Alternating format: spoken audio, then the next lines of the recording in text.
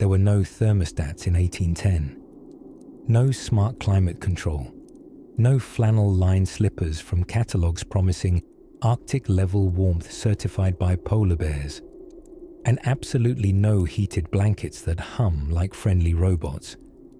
What frontier families had instead was a spirited collection of drafty log cabins, questionable insulation strategies, and an almost suspicious amount of porridge. Take, for instance, Little Otter Creek, a frontier village so small it didn't even bother having a real otter. It did, however, produce an extraordinary number of quilts, most knit with obsessive determination by people who believed wool was capable of spiritual protection. These quilts weren't just for warmth, they were social status. The more complicated the pattern, the more likely someone was to nod at it and mutter approvingly, "Ah yes, the old hex-star double-prong pattern. Real nice work, Mabel." But before quilts came into play, the first concern on a cold frontier morning was usually survival. Specifically, the noble and tedious task of lighting the fire again after it had sullenly died in the middle of the night. You see, wood stoves could be a finicky, sullen bunch. Frontier folks would bank coals under ash at night, hoping to preserve the heat by morning. Sometimes it worked. Sometimes you had to greet the new day by kneeling in your nightshirt, whispering furious prayers to a damp log and poking it with the injustice of a frozen poker. Children knew that if their breath was visible in the kitchen, it meant one thing: porridge was imminent. Hot, bland, ever-thickening porridge. If you were lucky, there would be molasses. If you were very lucky, something resembling a berry. But usually it was just oats that had valiantly clung to the pot since 5:15 a.m., stirred with a wooden spoon that had seen things. Now, let us drift to a particular morning in 1812. In the hill-shaded Cumberland settlements of what some would optimistically call Tennessee, the frost had crept across the inside of the window panes, tracing ghost patterns that looked suspiciously like judgmental squirrels. The small one-room cabin of the Barlow family, for instance, was home to 6 humans, 1 sheepdog, and an unregistered pig named Clementine who, due to her suspiciously calm demeanour, had been allowed residency near the hearth. Mrs. Barlow's primary weapon against the cold was a soup kettle that never truly emptied. It was a mystical, bubbling cauldron of sustenance, seasoned by time and whatever root vegetables had survived rationing. Some say the base broth was older than their marriage, and Mr. Barlow. His defense was motion, usually chopping wood, or suggesting someone else chop wood, which was a highly valued marital sport back then. The real unsung hero of the home, however, was the bed warmer, a clever contraption involving a long-handled pan filled with hot coals slid between sheets like an iron ghost. It was equal parts glorious and hazardous. Misused, it could scorch the mattress and your hopes of a good night's sleep, but wielded correctly, your toes would hum. More exotic versions later included hot water bottles made from pig bladders. Yes, pig bladders. And yet, people embrace these homemade solutions with a kind of cold weather stoicism that makes lining your slippers with microwavable foot inserts seem impossibly decadent. Schools weren't spared this frigid realism either. Frontier schoolhouses often had a single pot-belly stove in the center, blazing away while the outer desks remained about as warm as Neptune. Seating near the stove was prime educational real estate. Children would pretend to be fascinated by arithmetic just to bask in precious radiant heat. No one really understood fractions, but they loved being 1/6 of a circle around the fire. Interestingly, sweaters weren't common as we know them today. Cardigans and pullovers hadn't yet made their warm, woolly debut. Instead, layers of linen and wool shifts were piled with the kind of ingenuity usually reserved for architecture. Outer cloaks, fur-lined bonnets, fingerless gloves, although not on purpose. Every piece had a purpose. Even the cat. Some cats were so lazy and warm, they were referred to as comfort animals before anyone knew it was a term. So how did they keep spirits up through endless crackling nights, breath clouding in candlelight? Stories. Long, winding, partially true stories told beside fireplaces whose flames hiccuped and danced like they too had just heard Granny Fester's wildly inaccurate tale about surviving the cold Tuesday of 2008 with only a spoon, a hymn book, and a very loyal chicken. And on that note, with your breath slowing and your blanket tucked firm around your chin, just imagine that same farmhouse. Candlelight flickering, the soup kettle murmuring its eternal lullaby from the fireplace, and Clementine the pig snoring softly in the dreams of turnip peels and accidental hot cider. If these stories help you drift off, please subscribe to the channel. It would mean the world to me. And before you fully fade into dreamland, I would love to know where you're listening from and what time it is there. The breeze crawled across the scrubby hills like it had nowhere else to be, long and slow and disinterested, as if even the wind itself needed a blanket. On the treeless stretches of frontier America, cold wasn't so much a season as a visitor who arrived early, stayed too long, and never brought a pie. By November, the cold had graduated from brisk to who left the front door open to Siberia. Imagine settling into a log cabin you built with hands that had mostly been built for simpler tasks, like carrying pies or writing stern letters to relatives. The walls didn't quite keep out the wind, but they negotiated with it. The gaps between the logs, chinked with a delightful mix of clay, mud, and optimistic hope, still allowed drafts to slither about like sleepy snakes in search of leftover stew. The settlers, brave or bewildered depending on how much sleep they'd had, adapted to the cold in the only way they could, layered up like onions and gossiped near heat sources. Every home had a hearth, and most of those fires were fed by logs split during the sunlit months, when people were still under the impression that winter might be kind this year. Spoiler alert, it wasn't.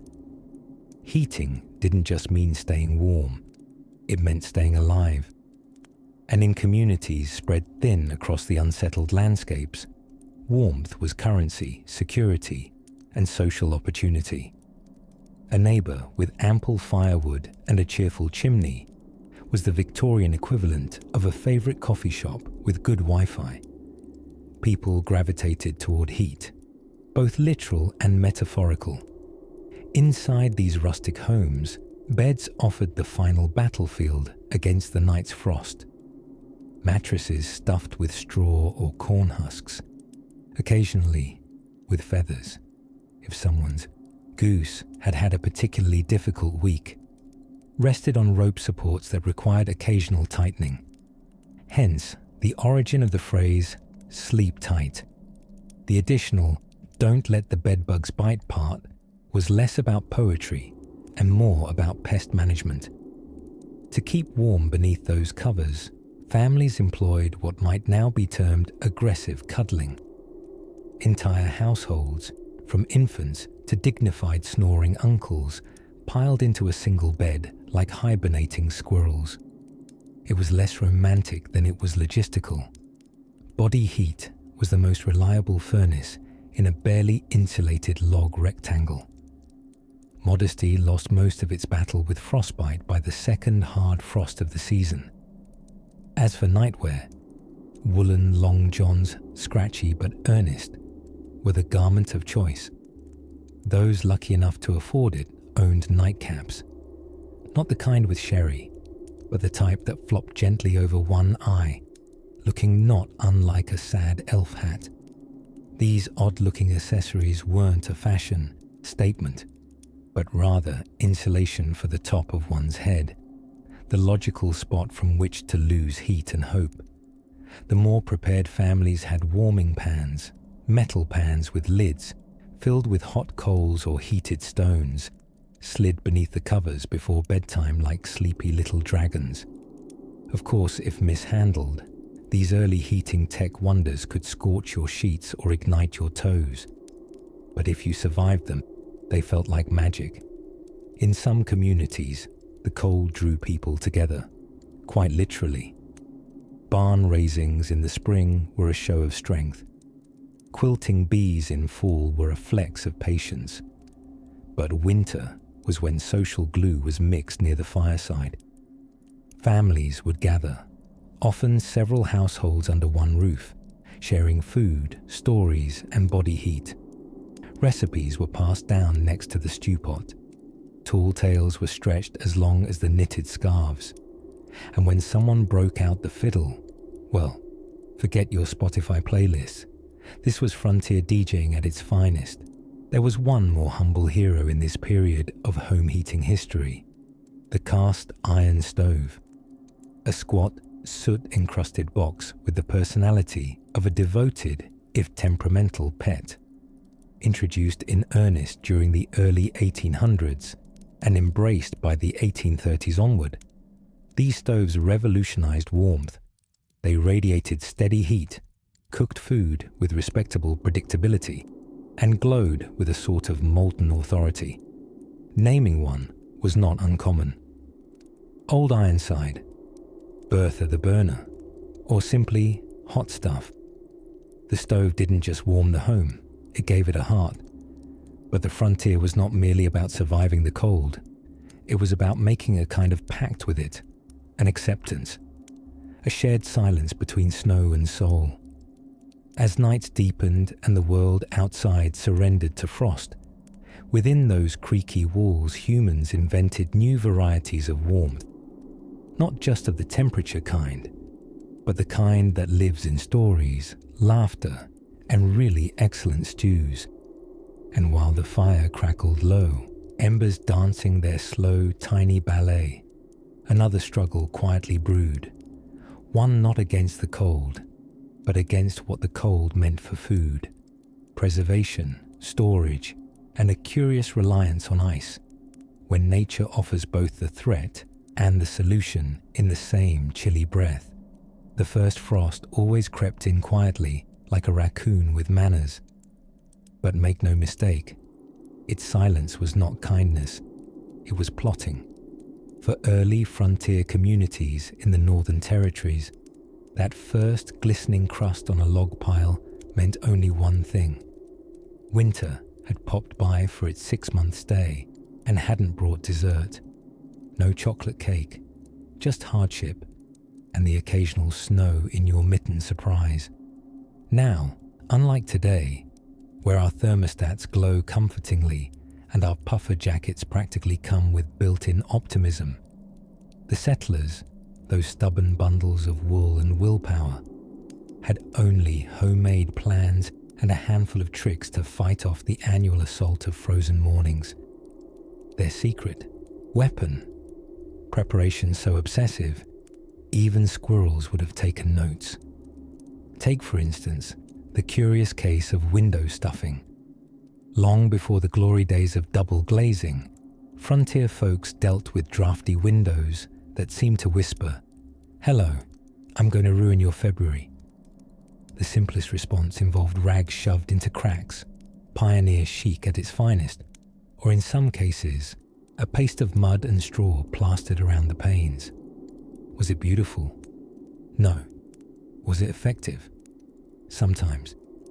But in a world where decorative choices came second to not losing a toe to frostbite, fashion took the backseat to function. And then there were the heating devices. Marvels of iron and ingenuity. Early stoves had names like Franklin or Potbelly. These heat-belching beasts sat like squat metal monarchs in the center of family life, demanding constant feeding. children were frequently dispatched to gather kindling, a task they approached with the grim seriousness of bank accountants. Ash disposal was another daily ritual, hazardous, soot-covered, and oddly zen. There's something meditative about scraping out yesterday's cinders to make room for today's fire. Or maybe that was just the carbon monoxide talking. Blankets, however, were the real MVPs of frontier survival. Quilts so layered they had their own gravitational pull draped over beds like fabric forts. And if that wasn't enough, people wore nightcaps. Yes, those floppy doodle bonnets cartoon characters wear when dreaming of sugar plums. They weren't just for show. As it turns out, a woolen hammock for your head can be the difference between a blissful nap and waking up with your ears frozen to your pillow. And sometimes, especially harsh winters would call for a practice so cozy and so oddly communal, it deserves a medal. Bed sharing with everyone. Entire families and extended relatives would pile in like human lasagna under mound after mound of handmade quilts. It wasn't just warmth, it was the frontier version of a group chat, except snugger and significantly more flannel-clad. And if you were the unfortunate soul assigned the outer edge, well, you'd better be fond of breezes. Let us also take a gentle pause to honor the humble bed warmer. A brass pan filled with embers swished between the sheets before bedtime. Original purpose, to remove the chill. Bonus purpose, to race the fire hazard. Frontier folks lived in a delicate balance between cozy and combusting. And yet, they managed, with grace. And I imagine, an occasional shout of, "Who forgot to empty the pan?" Of course, food played its part too. The hearth roasted more than just logs. It whispered promises of hearty soups, slow-cooked stews, and something called Johnny cake that was, let's be honest, cornmeal's way of going on vacation. High in carbs and low in culinary frills, it stuck to your ribs and, if overcooked, your spoon. Meals were warm not just in temperature, but in purpose. Dining, together, was survival with a side of butter. Evenings were long, lit by candle stubs and oil lanterns that flickered like loyal tiny suns. Time passed in gentle rhythms. Someone knitted. Someone read aloud from a book missing the last few chapters. Grandpa snored so enthusiastically it startled the dog. And outside, snow fell with the dignity of an old man buttoning his coat. In the quiet war against cold, it wasn't always the biggest fire or the thickest blanket that kept spirits warm. It was the collection of small comforts, rituals, routines, and a stubborn joy that helped early communities outwait the bitter season. Now, as we tuck this chapter into its own little quilt, let the lanterns dim and the snow outside continue its whispered fall, for there's still warmth to be found in the smallest ember, and the gentlest tales yet to unfold. Despite the images we carry of frontier towns as rough and tumble outposts of lawless adventure and eternal horse hooves, they were, more often than not, surprisingly chilly exercises in improvisational insulation. Before you could fire a pistol at high noon, you had to figure out how not to freeze your eyebrows off at sunrise. Picture now, a small cabin, one room, 2 shivering people, and several extremely disgruntled chickens. Somewhere near what is now Minnesota, but back then merely called way too far north. The walls of this homestead were made from logs carefully stacked, then chinked with a mixture of mud, straw, and frontier spit. In other words, with whatever was nearby and sticky. There were no thermostats, no radiators, no heated floors unless a goat was lying underfoot. In these early communities, staying warm through winter wasn't an individual effort. It was a community sport, a kind of Olympic-level cooperation, fueled by desperation firewood, and tragically short pant cuffs. Winter was a shared adversary, and there was bonding in the battle. Not the hugging kind. It was too cold to take your arms out from under your shawl, but close enough. Nowhere was this more evident than during the annual log drag days, which began early each fall. As soon as there was even a rumour of frost, like a whisper from a suspiciously dramatic goose, the townsfolk organised collective wood gathering. Men, women and children would march into the woods with axes and stubborn optimism. This was a frontier adaptation of leaf peeping, except the leaves had mostly gone, and the peeping was replaced by chopping. The logs were brought back using sleds, wheeled carts, or, if you were unlucky, your oldest child. Once home, the real calculation began. How many cords of firewood do you need for a proper winter? Most seasoned frontiers people knew the answer. Twice as much as you think, and then double it. Newcomers to the region often made a tragic error, estimating. That first winter, many aspiring pioneers learned this valuable equation.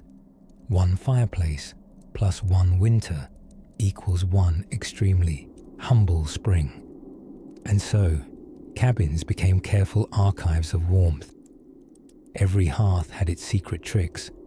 A pan of water placed nearby to prevent the air from becoming desert dry. Potatoes baked not for hunger, but to warm pockets and feet. Quilts were stacked 4 thick, like layers of edible lasagna, but made of calico and melancholy. People slept in socks, hats, and occasionally small dogs. There was no such thing as overdressed for bed. And while the grown-ups strategized the perfect woodpile, pinecone kindling, and the optimal pillow-to-goose ratio, children had their own ways to make peace with the cold. They invented strange frontier games like Don't Let Your Nose Freeze Together, or Who Can Stay Still Long Enough That They're Mistaken for Furniture. Surprisingly competitive, even community buildings had their special winter secrets, like the church, for example. The front pews weren't just a mark of devotion. They were close enough to the potbelly stove to allow circulation. Sitting in the back, that was for hardy souls, or people trying to avoid the reverend's eye after a Saturday night of suspicious liberties. During long sermons, some congregants wore hot bricks wrapped in cloth under their skirts or tucked down boots, a practice passed down with sly smiles and gentle burns. Every frontier meal also played a part in the thermal arms race. Breakfasts weren't just food.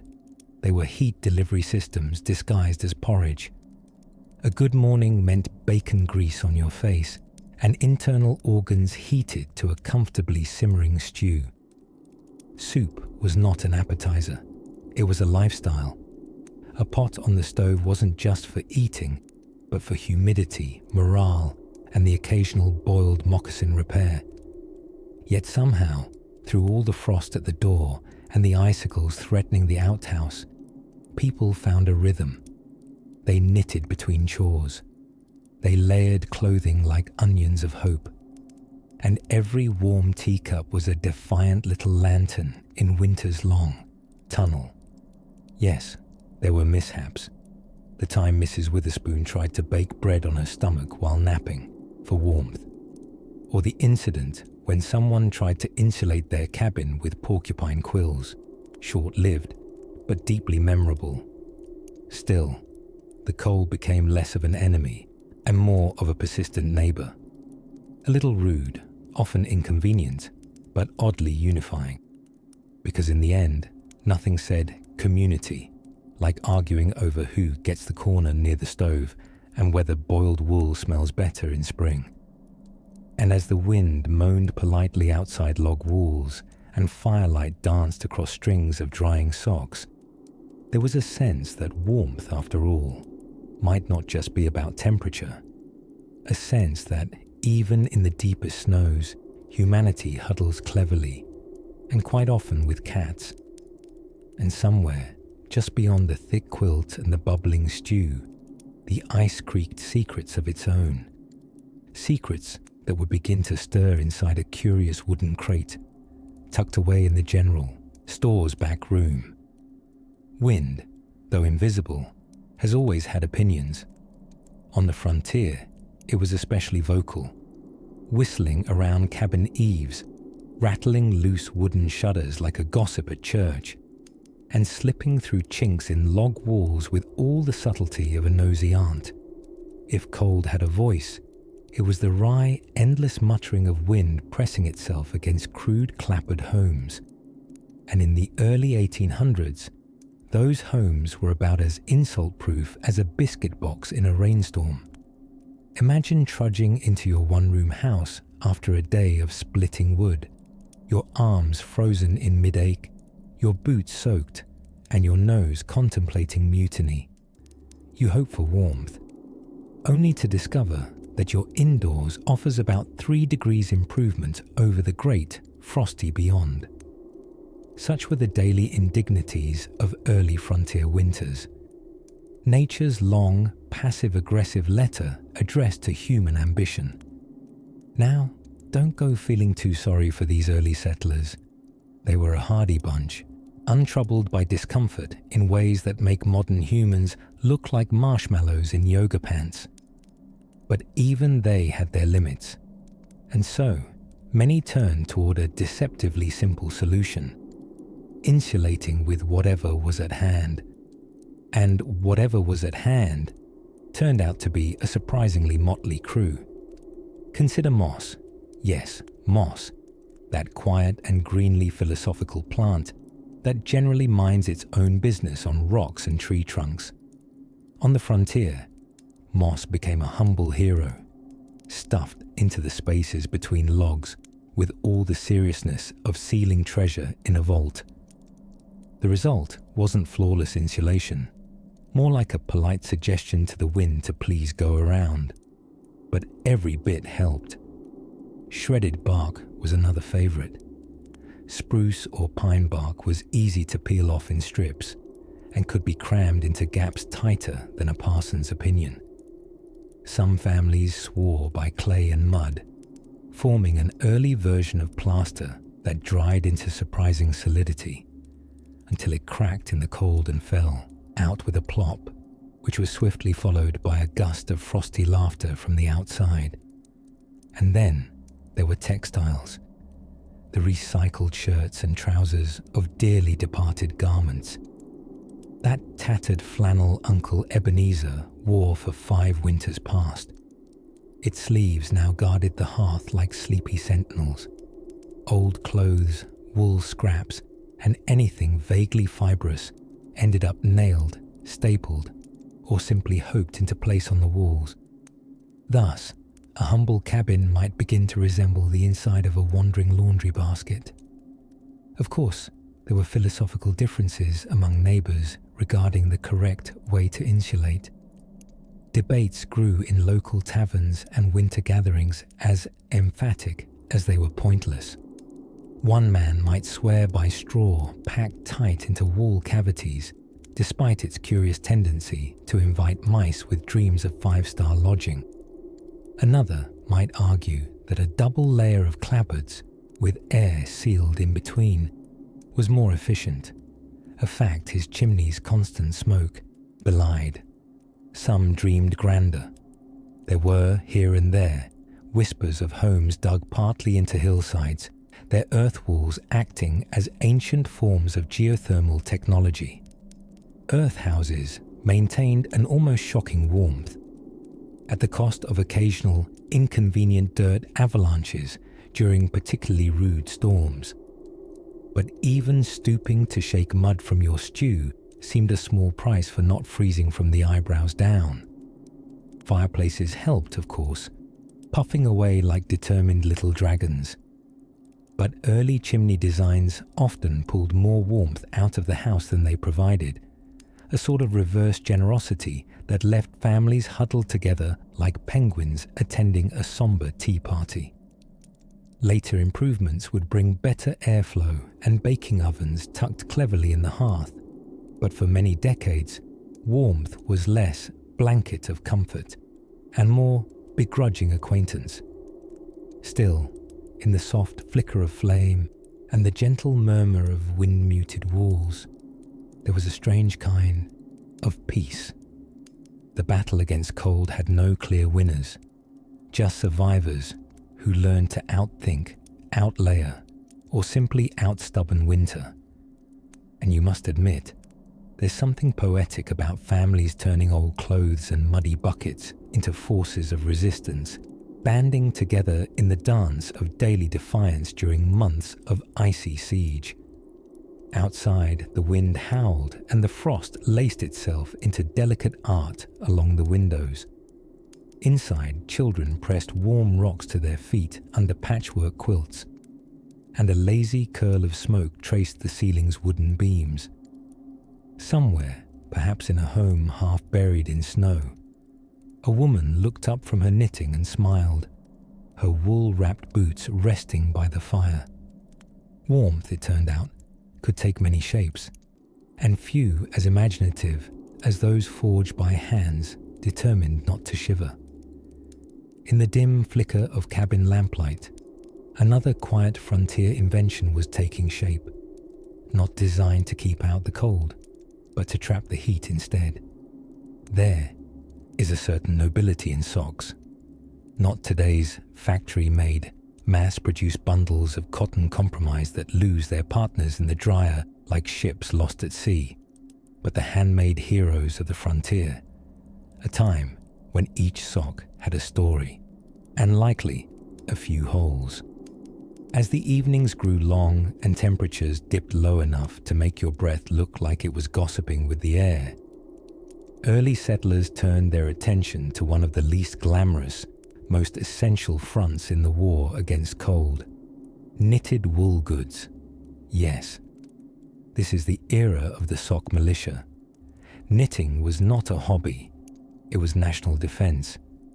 In the sparsely populated cabins that dotted the American wilderness in the 18th and 19th centuries, one could almost set a clock by the rhythm of knitting needles clicking like tiny woodpeckers with artistic aspirations. Long before clickbait and TikToks, it was this meditative click and purl that captured attention. Beside a flickering hearth, with calloused hands and narrowed eyes, a mother or father, if he wasn't out wrestling frozen chicken coops, would conjure foot armor from skeins of smelly wool that earlier that year had clung faithfully to a sheep named Mabel. Wool, of course, was not merely popular because it was warm, it was also stubborn. Wet, still warm. Dirty, still warm. On fire. Well, you'd be a little warmer. But even then, wool takes its time burning, perhaps out of sheer pride. It was an unspoken frontier philosophy. When your undergarments smell like livestock, but keep your toes from turning into frozen blueberries, you wear them with stoic dignity. But socks weren't the only knitted battlegrounds. Mittens and mufflers joined the quiet rebellion against frostbite. Mittens, in particular, were cherished items, communal artifacts passed down through generations, from grandmother to child, to the family dog who stole them and buried them under the porch. They weren't just warm, they were worn with superstition. A lucky mitten might be the only thing standing between a successful hunting trip and a conversation with a bitter raccoon. In some frontier communities, entire winter evenings became social knitting events. These gatherings carried names like circle bees or stitching nights, depending on the region. They were a curious blend of quiet productivity and fermented cider-fueled gossip, where neighborly warmth replaced central heating and every dropped stitch sparked a whispered tale. It was networking before LinkedIn, except instead of job offers, you traded sweet pickles and pie crust secrets. And while industrial knitting machines were slowly slinking onto the scene in England, trying their best to look inconspicuous and definitely not spell the doom of the domestic sock economy, these devices were far removed from the quieter corners of North America's snowy woods. Handmade still ruled the day, often because no one within a 100-mile radius had ever seen anything more mechanical than a butter churn with delusions of grandeur. The artistry of knitting was not without its perils. One miscalculation could result in a sock shaped like a question mark, or a hat better suited to a raccoon than a human head. But still, they kept at it, thread by thread, loop by loop, defiant, humble.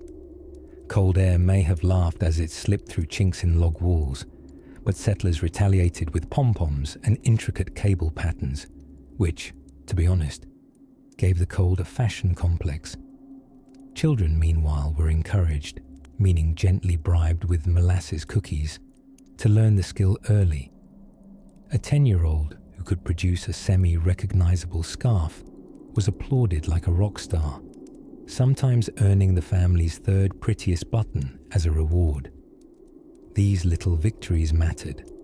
So it was that homes built of rough beams and prayers were quietly insulated with wool and needlework. It didn't look like a battle, but it was one. Not the clashing of swords, but of soft things created with care. There was something quietly magnificent about it. The slow marshalling of warmth, mobilized stitch by stitch against the great and indifferent winter. And as the fire dimmed and the rocking chair creaked beneath someone whose breath matched the swaying shadows of the cabin, the next knitted masterpiece began. The kind of masterpiece that kept toes attached, spirits soothed, and families just a few degrees above regret. In the distance, the wind howled, but inside, the war against the cold was, for now, being won, one sock at a time. Now, speaking of warmth and quiet triumph, let's visit a frontier kitchen and see what winter had to do with cabbage. Not all battles involve muskets, bayonets, and the sound of cannon fire echoing across foggy hills. Some of the greatest struggles in early American frontier life took place in silence, against enemies that couldn't be reasoned with, bartered with, or fled from. One such cunning, ever persistent, foe was cold itself. And in the grand theatre of discomfort, few actors performed so reluctantly, yet so heroically, as the early American privy.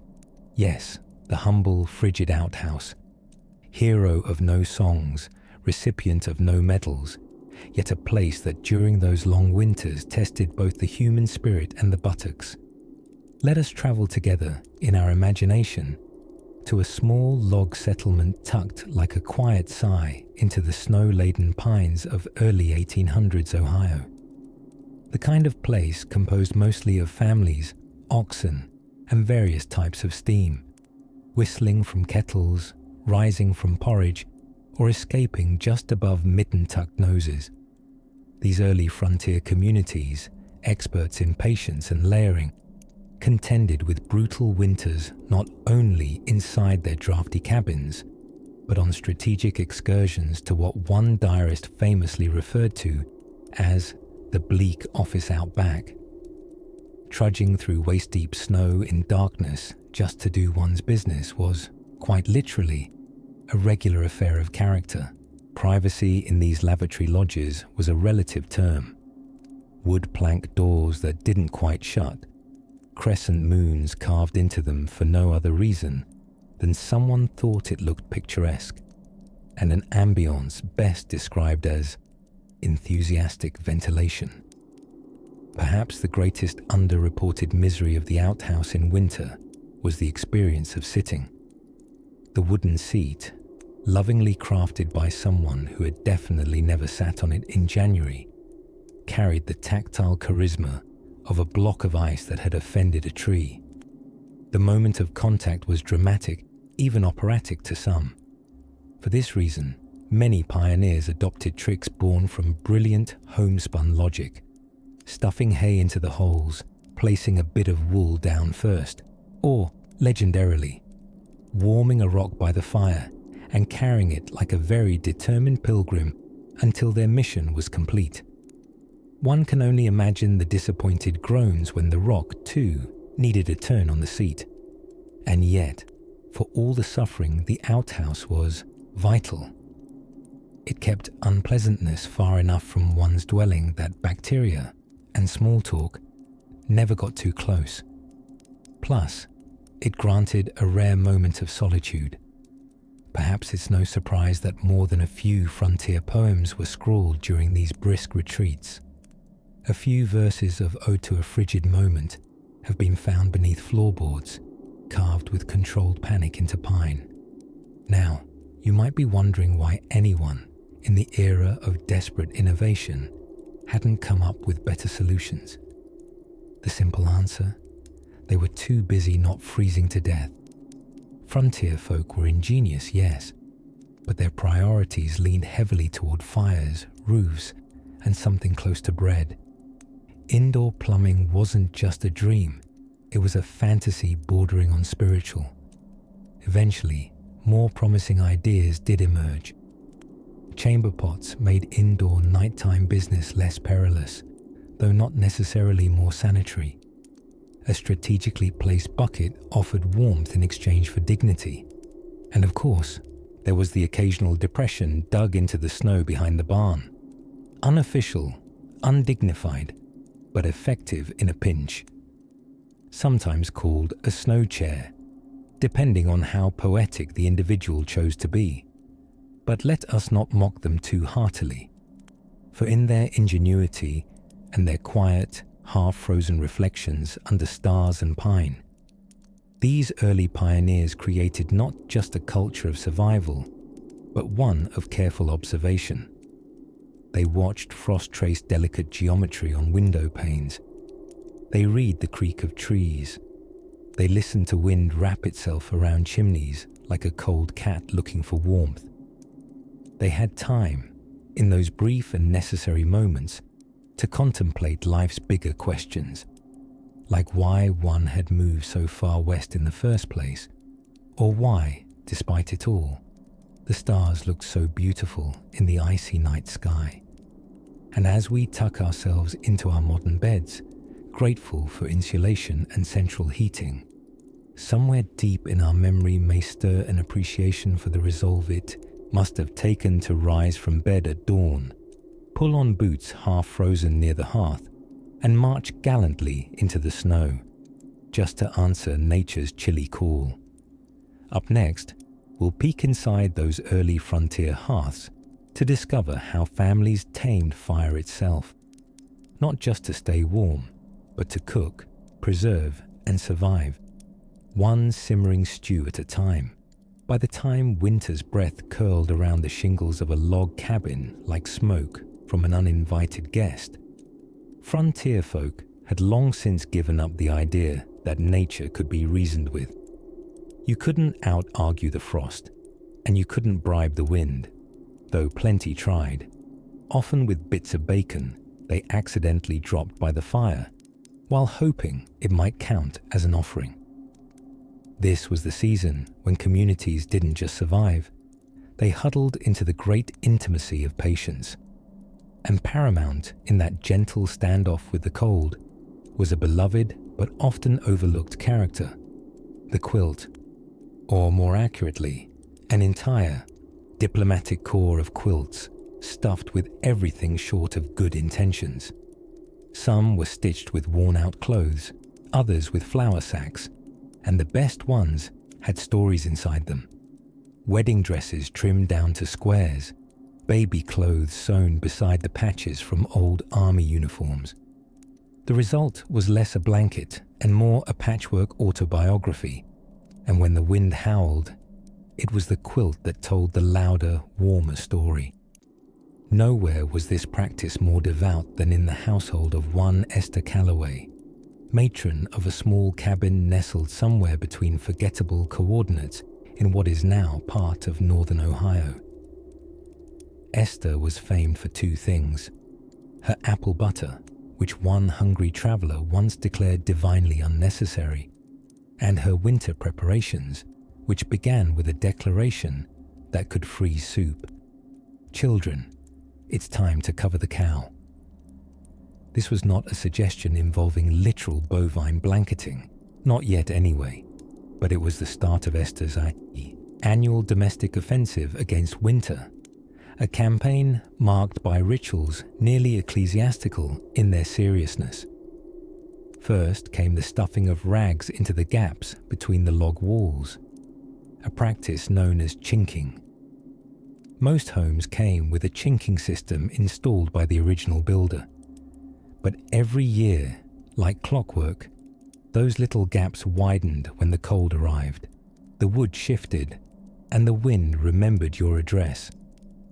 Esther's chinking involved a curious mix of old socks, corn husks, leftover yarn, and something referred to only as Grandpa's mystery stuffing, which was both deeply effective and wholly inadvisable to examine closely. And then came the window blankets. Glass was a luxury, and clear glass, well, if you had that, your neighbours either revered you or suspected witchcraft. So for many homes, windows were just greased paper nailed in place, offering the same clarity as a foggy memory and just as much insulation. To keep the chill from walking straight through, families nailed up layers of thick fabric. Blankets so old and stained they qualified more as ancestral relics than home goods. But the Callaways had a trick up their quilted sleeve. Esther had invented what she called the sleeping niche, a small space cordoned off within the main room using stacked trunks, thick rugs hung like tapestries, and the family's heaviest quilts nailed across the top like a grand canopy. Sleep within the niche resembled burrowing into a very flammable cave.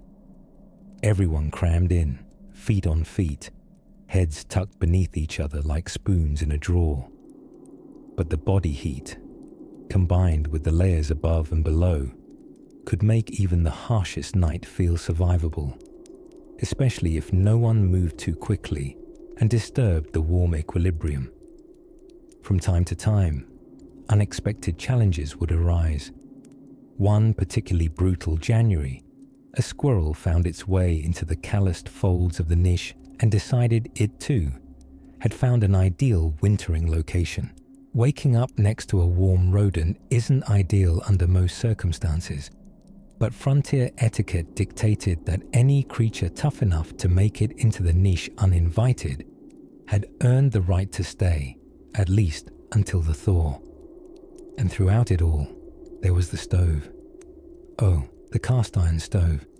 That glowing, clanking deity adored by all and approached with the reverence normally reserved for sacred relics or erupting volcanoes. Feeding it was an act of high ceremony. A single log could prolong sleep for another hour, and in those cold, bone-deep nights, that hour was worth its weight in gold, or at least in good dry kindling. Children were often dispatched like little pajama-clad monks to make offerings at the altar of warmth, chucking sticks into its belly and whispering sleepy wishes. "Please don't go out tonight. Please don't go out." And by morning, if frost hadn't drawn its white lace across the windows, and the kettle still burbled with some faint touch of warmth, there was rejoicing. Quiet, sleepy rejoicing. The only kind appropriate before the sun cleared its throat. As another winter's night settled in and the wind rehearsed its monologue beyond the stitched-up walls, folks whispered old tales beside the stove. Not scary ones, cozy ones, including a few about the strange and surprising ways early frontier towns kept their livestock warm when humans had already taken all the quilts. Out past the map edges of what once was called civilization, where cartographers gave up and scribbled vague nothings like "here be wolves" or "occasional fog," Early frontier communities faced down their most insidious rival. Not bears, not bandits, not even boredom. No, their arch nemesis was far stealthier and infinitely more determined. The cold, deep, bone-humming cold. The kind that made your eyebrows frost stiff enough to slice cabbage. But cleverness tends to blossom where comfort is scarce. Take, for example, the curious case of brick beds. Not literal beds made of bricks, although frontier mattresses were so lumpy and unforgiving that bricks could have passed as plush by comparison, but rather the toasty little contraptions known as bed warmers. The science was simple, though the romance was debatable. A flat pan with a long handle filled with hot coals from the hearth was carefully inserted between the sheets before bedtime. After a few minutes, the bed would offer just enough warmth to simulate hope. Of course, mishaps did occur. Imagine poor Obadiah Jenkins of Vermont, waking up one night in horror to find his bed smoking like a stagecoach chimney. The culprit? An overzealous coal pan and a few too many cups of cider before bed. His quick dash to the well may have set a township record for barefoot speed on frozen ground. From then on, the Jenkins family sensibly returned to warming bricks, plainer, duller, and blessedly non-flammable. Clothing, too, took on a kind of defense contractor importance. Quilted petticoats became layered like siege walls. Men wore so many woolen layers they shuffled rather than walked, rustling with each movement like paranoid squirrels in leaf piles. The idea was to outlayer the cold rather than outrun it. And, in truth, some of these homespun outfits became legendary in their own right, passed down through generations like sacred, scratchy family relics. Then there was the architectural ingenuity. Stone chimneys were central, but not always centrally located, because symmetry was not nearly as important as survival. The single-room cabins were often so cold in the corners that potatoes left too near the edge could freeze overnight into starchy bricks. Children learned early on that drifting too far from the hearth meant slipping beyond the reach of warmth, and possibly becoming honorary icicles. Still, the fireplace reigned supreme, a blazing monarch in a court of creaky floorboards and smoky rafters. But fuel was finite. Wood had to be chopped, stacked, dried, and lovingly cursed at. Pine, for instance, burned hot and fast, a bright but brief love affair. Oak, by contrast, was the ideal companion, slow-burning, steady, and a tad stubborn to ignite, like a good mule or an enduring marriage. Late evenings often involved what can only be described as hearth gatherings, not grand in scale, but heartwarming in tone. Families or tightly bundled neighbors would pull stools and benches near the fire, toes extended, cheeks flushed, half from heat, half from a mug of warm molasses punch. And when conversation dropped into that cozy post-supper murmur, someone might begin reading aloud, usually from the family Bible or an almanac, which at the time were equally full of drama and often just as vague about weather predictions. It's worth noting the importance of store-bought luxuries in this frozen frontier ballet, if you could get them. One of the most prized possessions, a tin foot warmer, often lined with felt or even rabbit fur, and cherished like a family member. Small children were known to name them. Old Sizzle, one was fondly called in a diary scrap recovered from a main attic, keeps both my toes and my dreams from shivering. Of course, maintaining warmth wasn't strictly functional, it was emotional. Quilts, stitched in geometric patterns by candlelight, were less about symmetry and more about storytelling. Each square often marked a memory: births, harvests, journeys, and jubilation. They were history books masquerading as blankets, stitched with hands that understood that warmth meant more than heat. It meant a kind of presence, a defiance even, against the night scratching coldly at the door. As the wind howled across the chimney top and the moon cast its milky glow across snowdrifts, the frontier folk nestled into their homespun fortresses. They weren't conquering nature. Not really. They were simply enduring, with hot bricks, woolen defiance, and a story or two echoing through the rafter dust. And just as a kettle lightly whistles before surrendering to sleep, the fire begins to dim, its last embers blinking like drowsy eyes. Outside, frost etches ferns on window panes, but inside, warmth holds, quiet and resilient. In the next frosty breath of our tale, we'll wander into the makeshift culinary stunts frontier folks employed to win at the ultimate winter challenge, dinner that didn't freeze before it made it to the mouth. Along the hush of the eastern woodline, where chimney smoke curled like lazy ink into pale grey skies, the people of the frontier settlements were preparing for what they called the Woolen Wars. No muskets, no generals, just a quietly escalating competition to see who could outsmart the frost using only whatever they could sow, spin, or scavenge before the snow arrived uninvited, as it always did. The year was somewhere in the early 1800s, not quite the birth of the steam engine, and certainly not the era of electric socks. And Aunt Maple Foster claimed she could predict the harshness of a winter by how loudly her corncob pipe cracked when lit on the first frost. On October 3rd, it snapped with such ferocity it woke the chickens, and 3 dogs howled for 20 minutes. The signs were clear. This winter would be both impolite and extremely lengthy. While modern conveniences like thermostats and fleece-lined hoodies were still galaxies away in the timeline, the frontier folks had their own arsenal of winter strategies. First and foremost was the renowned and highly competitive art of improvised insulation. Let's take Elias Pickering, a bachelor carpenter who hadn't properly closed a window since the Jefferson administration. Each year, Elias lined his cabin walls with what he called textile layers of seasonal misfortune. Translation: old quilts, worn shawls, and one tragic green coat he tried to waterproof using pig grease and good intentions.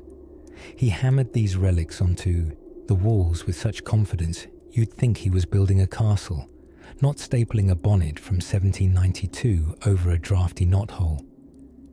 His neighbour, Maisie O'Donnell, countered not with fabrics, but with the great jar strategy. Her philosophy was simple. If you fill every corner of your house with tightly sealed glass jars full of dried beans, pickled beets, and confused-looking pears, the cold won't find room to settle. It's displacement and distraction, she whispered conspiratorially, as if she were outsmarting winter itself.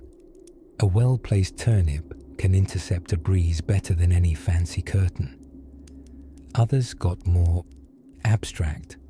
There was Farmer Abe, who believed that excessive whistling could stave off drafts. Air doesn't like to share, he said, puffing through his fingers and lips like an off-season songbird in a muffler. His family shivered politely and built up impressive blisters chopping firewood from dawn to dusk, while Abe held auditions for a one-man wind symphony. Fire was the true heart of the household, of course, not just because it warmed your toes and cooked your stew, but because it gave people something satisfying to poke. Fires were tended with the attentive paranoia usually reserved for vineyards and newborn infants. If a log didn't catch the right way, someone might recite 6 verses of Psalm 23 and try again with pine needles. And entire evenings could pass in silence, broken only by the soothing hiss of a sap-rich Yule log melting away. Children became reluctant kindling assistants, Tiny pioneers in itchy mittens dragging frost-covered branches like solemn wood elves. Their reward: slices of maple sugar hardened on iron stoves, and, if they were very lucky, the right to sit closest to the fire, even if this meant braving their great-uncle's thick woolen socks, drying 2 inches from their noses. Industrial-era technology was a continent and 2 presidents away, so frontier folks pulled heat from their heritage instead. German settlers might build patented 5-flue brick ovens called catchlofen, while the Scotch-Irish swore by peat bricks and loud storytelling. There were chants, herbal teas, whiskey swigs, and an alarming number of hot potato handoffs that involved real potatoes and very little politeness. Even the livestock were part of the battle. Cows were penned indoors with shared warmth as the goal. And there's something serenely absurd about a goat sleeping in your entryway as an auxiliary heating unit, snoring softly under your spare bonnet. But perhaps the quietest, most personal act of defiance was simply the custom of bedtime warming stones. Flat rocks heated on the hearth would be wrapped in burlap or tucked into pillowcases, smuggled into bed like warm secrets. There, people fell asleep not with the anxiety of frostbite, but next to something that glowed faintly with heat, stubbornness, and the memory of fire. And as the moon drifted higher and the wind tested every shutter with its toothy fingers, those stones, and the stories whispered beside them, kept the cold just far enough outside. Somewhere, Ellen Beasley was experimenting with something new. A double-layered sleeping bonnet, lined with bare hair and optimism. It was bound to ignite curiosity, or eyebrows, but that tale unspools just a little later. By the time the first real cold crept into the bones of November, the people of early frontier communities had developed a peculiar fondness for what we now might call indoor rituals of desperation.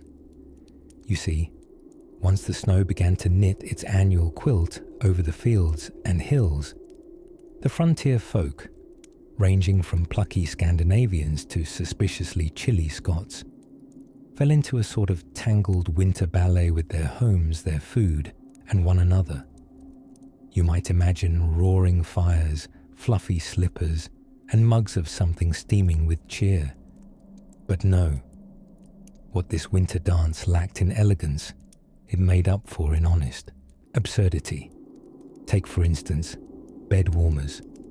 These were not particularly romantic contraptions, unless you consider smouldering metal pans filled with hot coals romantic.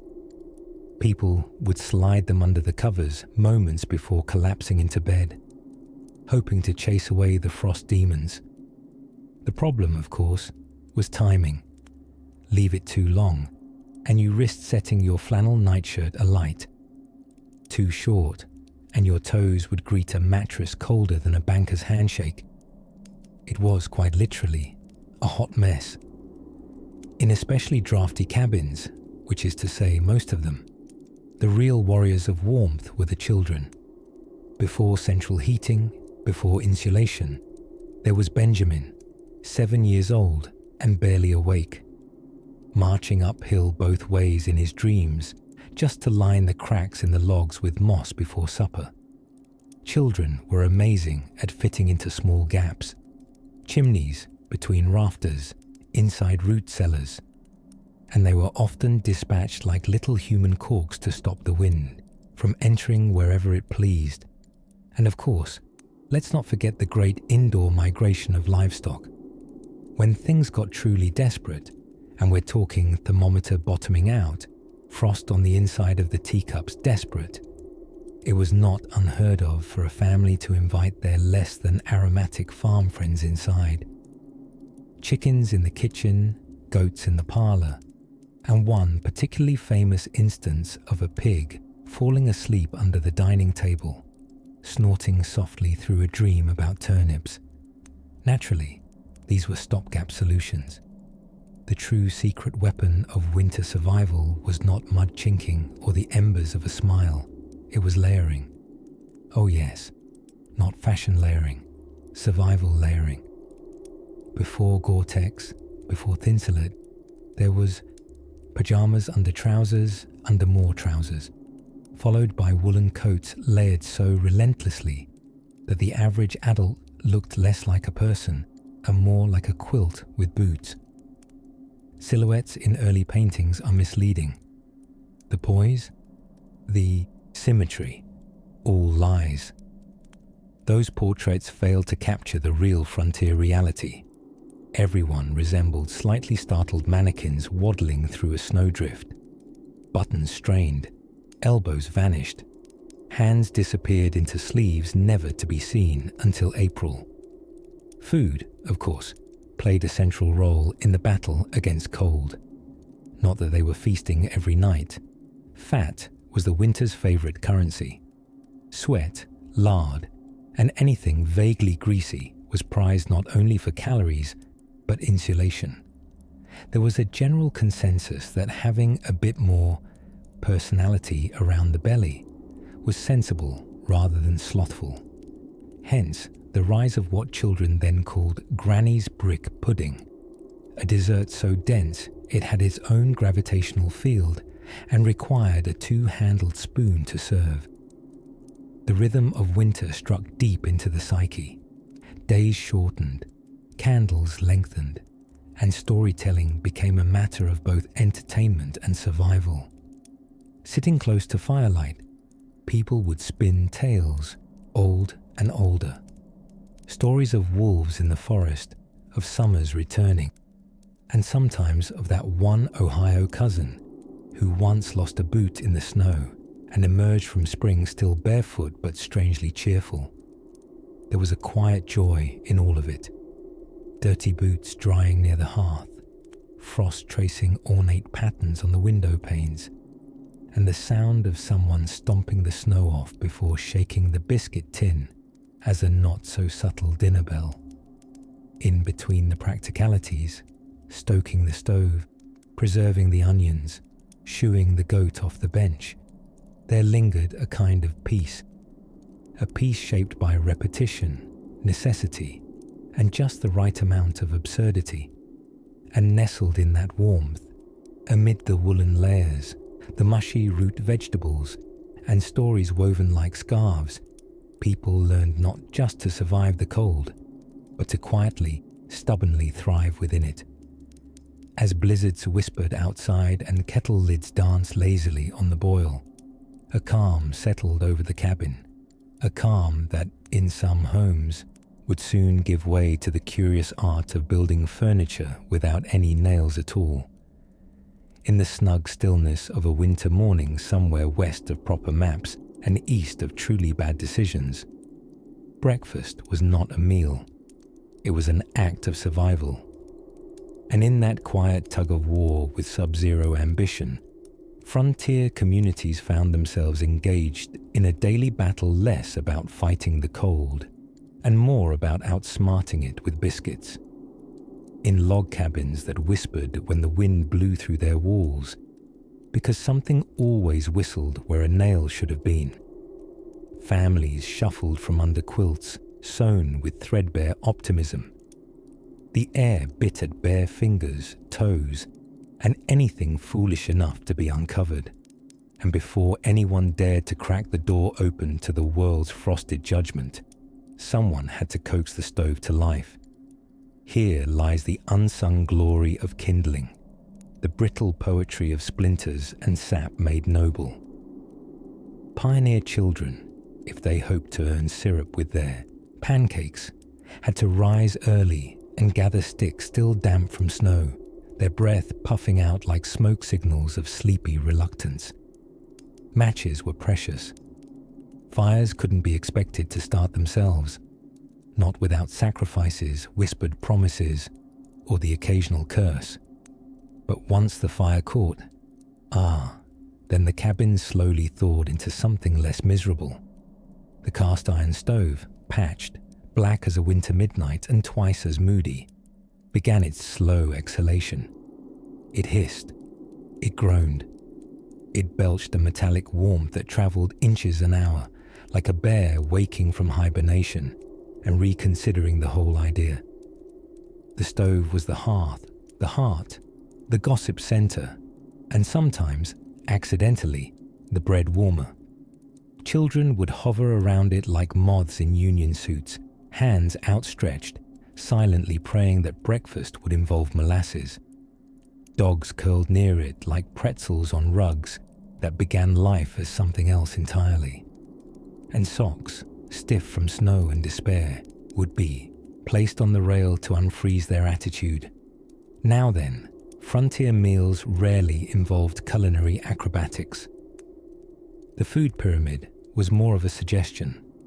With ingredients that looked suspiciously like yesterday's ingredients, meals were born of determination and luck. Cornmeal was beloved not because it tasted like much, but because it was there. Bannock, Johnny cakes, mush, it all depended on what you had, and what you could reasonably pretend was edible. Eggs were possible, assuming the chickens had not unionized against laying during the frost.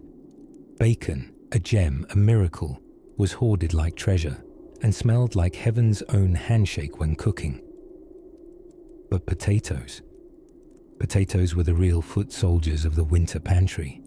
Hardy, reliable, and able to be ignored in a root cellar for months at a time with little emotional damage. Settlers had a gifting for stretching ingredients. Dried apples that bore only a family resemblance to the real thing found a second life in porridge or stews. Lard was not just a cooking fat, it was a survival plan. If you were rich in butter, you might host. If you had molasses, you might boast. And if you had coffee, you were immediately promoted to deity status. The act of eating then was both celebration and necessity. Gathered around the modest table, knotted with use and shaped like it held 100 stories, families wrapped their hands around tin cups.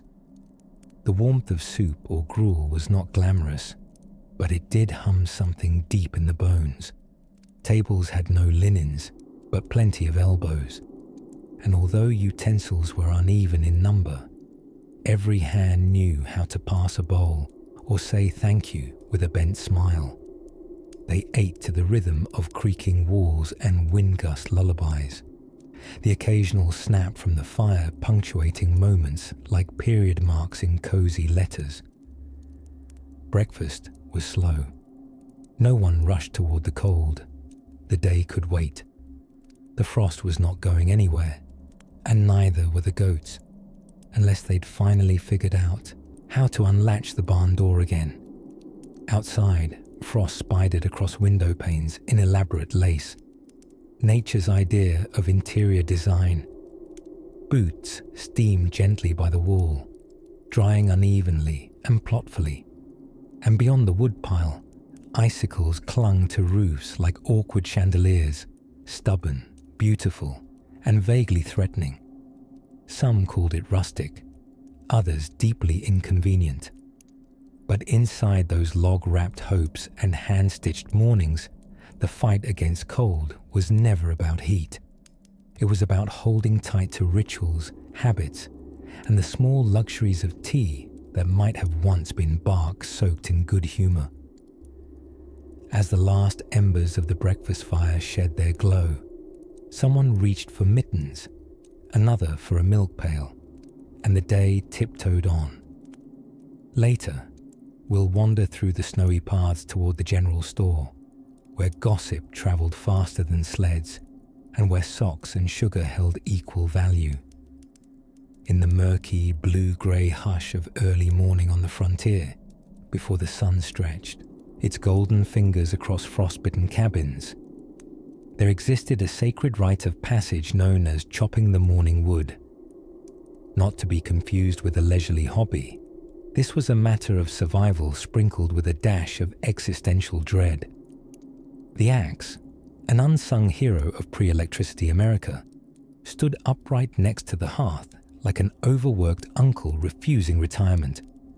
its handle worn smooth by generations of gloved palms, its blade chipped by countless knots of impossibly stubborn oak. In frontier terms, the axe was second only to bread and grudges in its necessity. Each morning in communities stretched thin across the snowbanks of North America, someone, often the youngest, the eldest, or the person who lost the never formally declared daily contest of who sighs loudest, would shuffle outside layered like a human onion, wool upon fur upon homespun indignation. The wooden door would groan a symphony only slightly less haunting than the wind driving sleet sideways. And out, they'd go to greet the frozen morning with the kind of enthusiasm usually reserved for root canals. Chopping wood wasn't merely functional, it was theatrical. First came the stacking of logs like oddly shaped bricks, somehow both heavier and less cooperative than expected.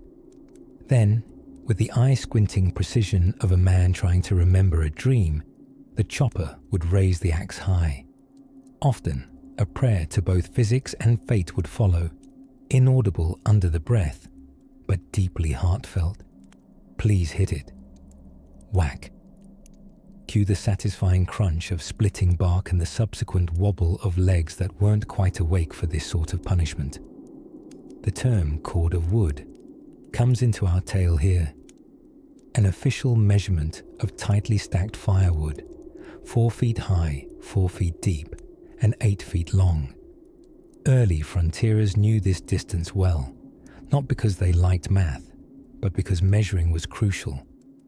Misstack your cord, and you might find yourself attempting barter in mid-January with a neighbor down the road who has exactly 1 chicken, 3 suspicious squirrels, and very firm boundaries. Of course, warmth wasn't guaranteed by wood alone. You had to coax the fire into existence like a shy cat. Firm, patient, disinterested, but not cold.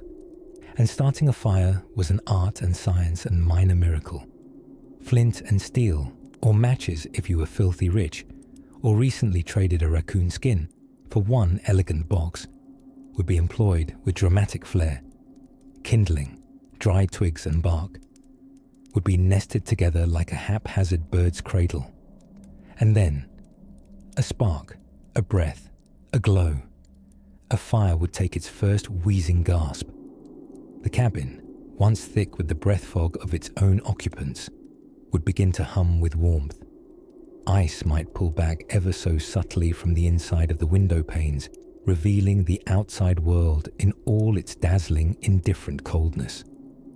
Children would emerge from under quilts like hibernating badgers, peeking out to see if it was safe to stick out a toe. This ritual was communal.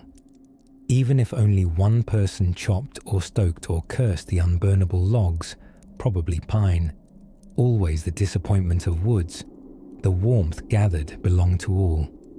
It was a collective win against the creeping chill that wrapped itself around window frames and whistled through finger-width wall cracks.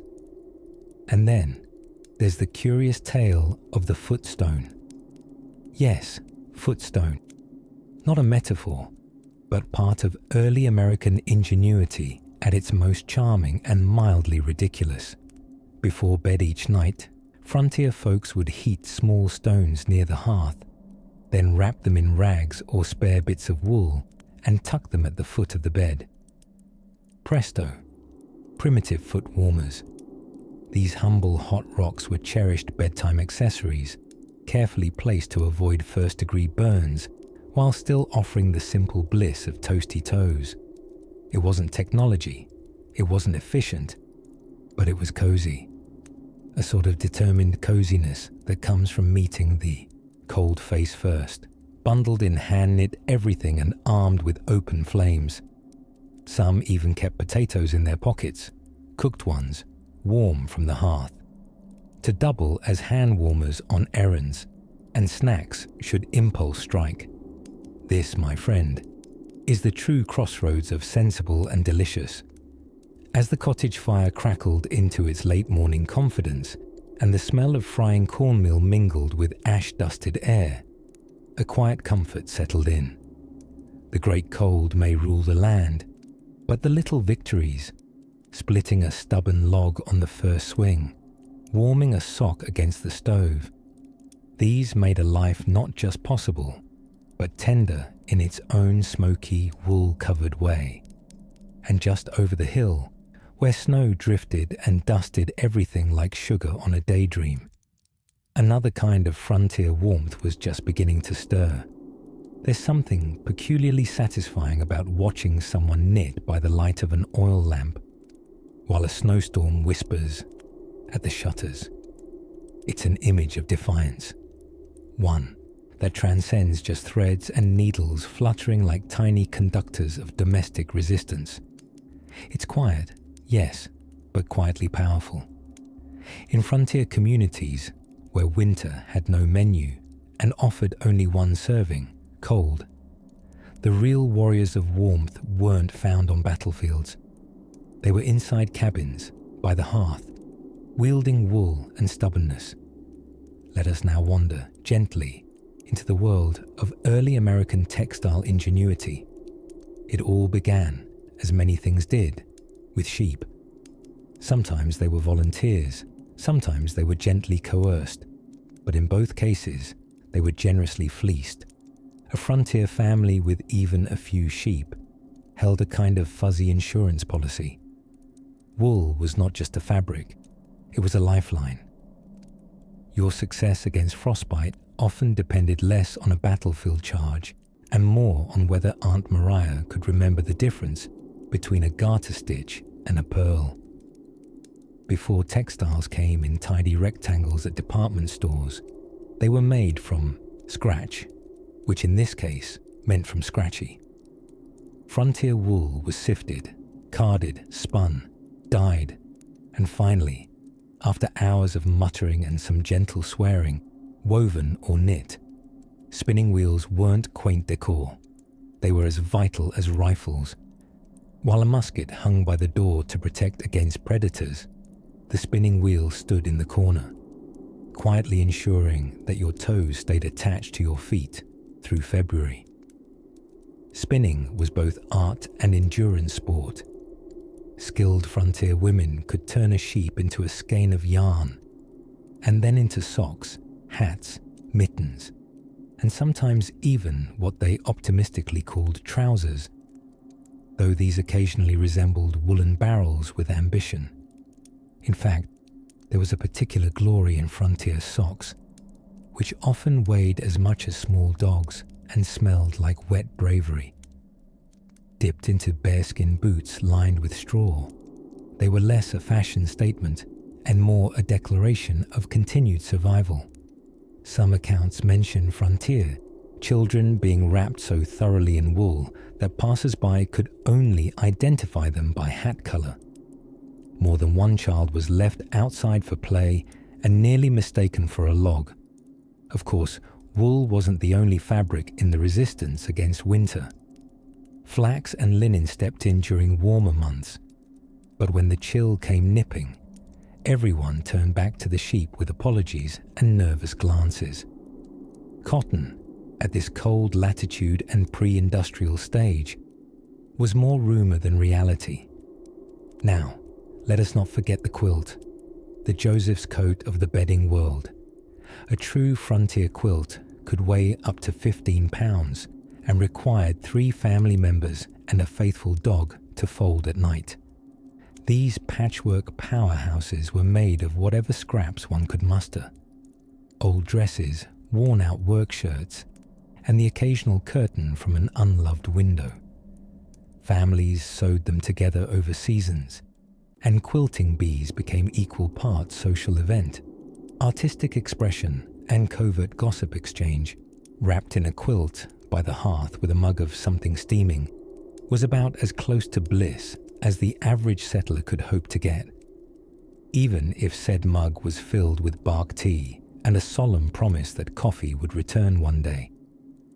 Then there were the bed warmers, a delightful pre-electric invention involving a pan of hot coals gently slid between the sheets right before bedtime. Of course, anyone who forgot to remove said pan before climbing in was granted a lesson in thermodynamics they likely never forgot. And yet, despite the scrapes and singes, the shivers and stitches, something flourished in these homesteads that modern comforts sometimes overlook: the simple poetry of preparation. Each stitch in a mitten held the memory of a conversation, a story, or perhaps the heavily implied insult of your neighbour's taste in wool dye. Every patch in a quilt bore the quiet signature of a life lived in earnest. So as the wind continued to sigh through the gaps in the ill-fitting logs, and children snored like small bears under 4 layers of everything, the humble knitter, quilter, spinner and weaver laid down her needles and finally drew the quilt up to her chin. Against the cold, she had made her stand and won another night. Tomorrow, the battle would continue, perhaps even moving toward the culinary field, where dried apples and root vegetables played starring roles. But that, dear dreamer, is a tale best unravelled in its own time. While the howling wind outside performed its usual winter opera, shrill in the trees and dramatic in the chimney, a quiet revolution was taking place in the wooden hearts of frontier cabins. And no, it wasn't a bear uprising or a squirrel-led mutiny. This was the revolution of wool. Ah, wool. Nature's way of saying, you'll look ridiculous, but you'll be warm. The settlers came to know its magic stitch by drafty stitch. By the time the first frost curled its toes across the field, entire families had transformed into walking bundles of homespun resilience. Now, let's talk about grandma. Not any specific grandma, but the archetypal frontier grandmother, the one who, with a set jaw and faster fingers than the town watchmaker, could knit a pair of thick wool socks in less time than it took to boil a parsnip. She sat, night after night, by the flickering fire with her basket of yarn, usually as grey as the sky in February and twice as itchy, knitting warmth into existence like some low-tech weather alchemist. Her handiwork was more than clothing. It was architecture. A boy didn't so much wear his winter sweater as dwell inside it.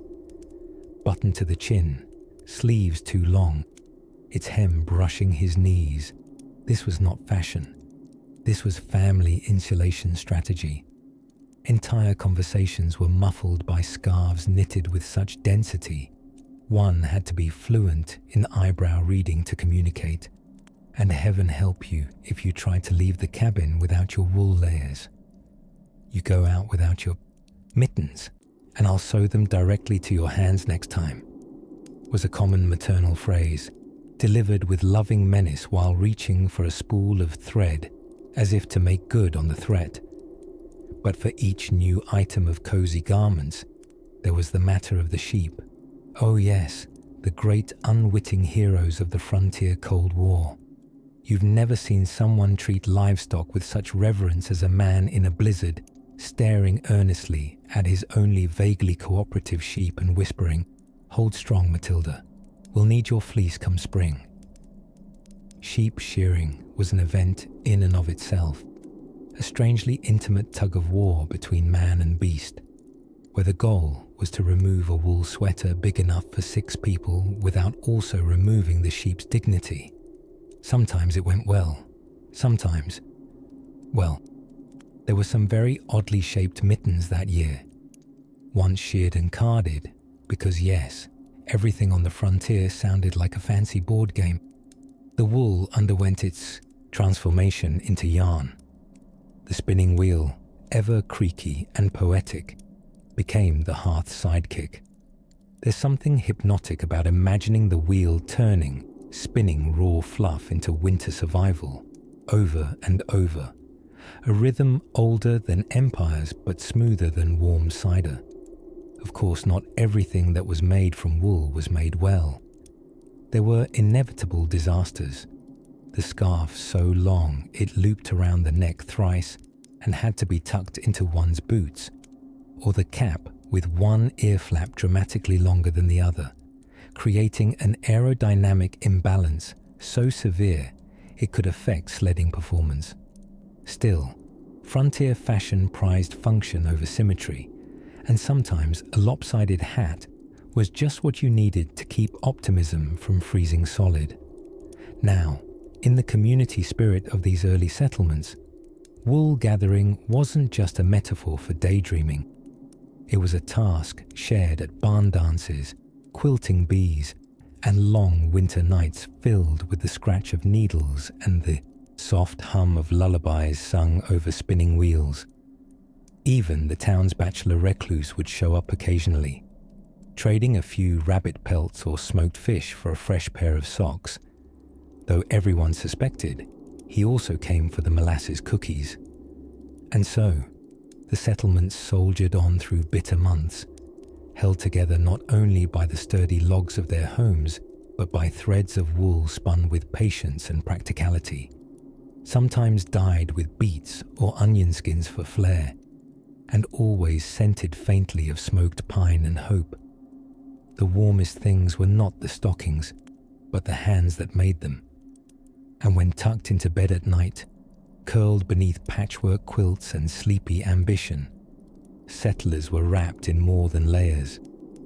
They were wrapped in the quiet, persistent work of preparation, care, and the peculiar magic of homemade yarn. And with the fire crackling low and snow piling gently against the door, the community drifted deeply into dreams where the sheep were compliant and all scarves matched both ends. Somewhere nearby, another fire was stoked, and another solution to the cold was being tested against the night. There was an art to waking up in a frontier cabin in the dead of winter. It began, not with the sun drifting lazily over a frost-glazed window, but rather with the unmistakable crunch of another log surrendering to the stove's iron belly. The sound signaled one of two things. Either someone had been kind enough to rise before you, or you were about to learn the virtues of frostbitten toes. Mornings in those pioneer homes weren't so much welcomed as negotiated. Waking was a three-stage affair. First came awareness, then regret, and finally, the delicate calculation of whether the air outside the covers merited a heroic leap to the hearth or a strategic retreat beneath the wool. Inside those rugged little homes, winter mornings demanded a sort of low-grade operatic coordination, especially when the firewood was nearly gone. Picture an ensemble cast of bleary-eyed inhabitants wrapped in flannel, shuffling in socked feet, coordinated not by music but by shared discomfort and the urgent search for warmth. Early American families had tasks divvied up with all the formality of a royal court, but with none of the satin. Someone fetched water from the half-frozen creek, sleuthing through snowdrifts as if auditioning for a very slow-motion survival drama. Someone else would cook, which, during a white and wind-chilled January, meant porridge seasoned with the thrilling hints of old iron pot. And if you were a child, your role was chiefly to not complain, lest you be volunteered for kindling duty. Fire maintenance was elevated from chore to family obsession.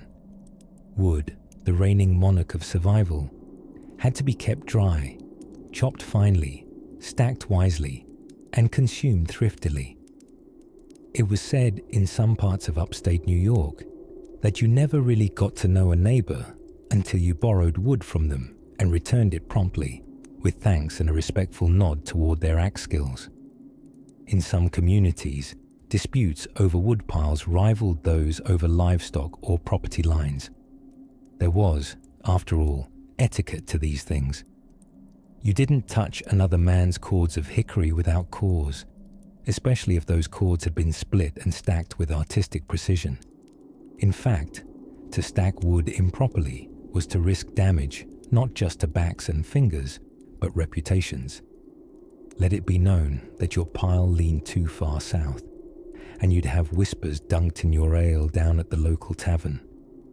Fine man, but his kindling balance is reckless. Within log cabins, snow tracked in on boots was both curse and omen. It meant something else had survived the blizzard, the person bringing it in. Dogs, on the other hand, were often the only ones brave enough to journey from warmed rug to cold patio and back again, all for the noble cause of barking at a fence post. The fight against draftiness was an ongoing caper. Windows, if present, were sealed with oilskin or stuffed with muslin. Men grew beards not from fashion, but from sheer survival instinct, nature's scarf, as it were. Women, ever the innovators, turned quilting into something just shy of architectural insulation.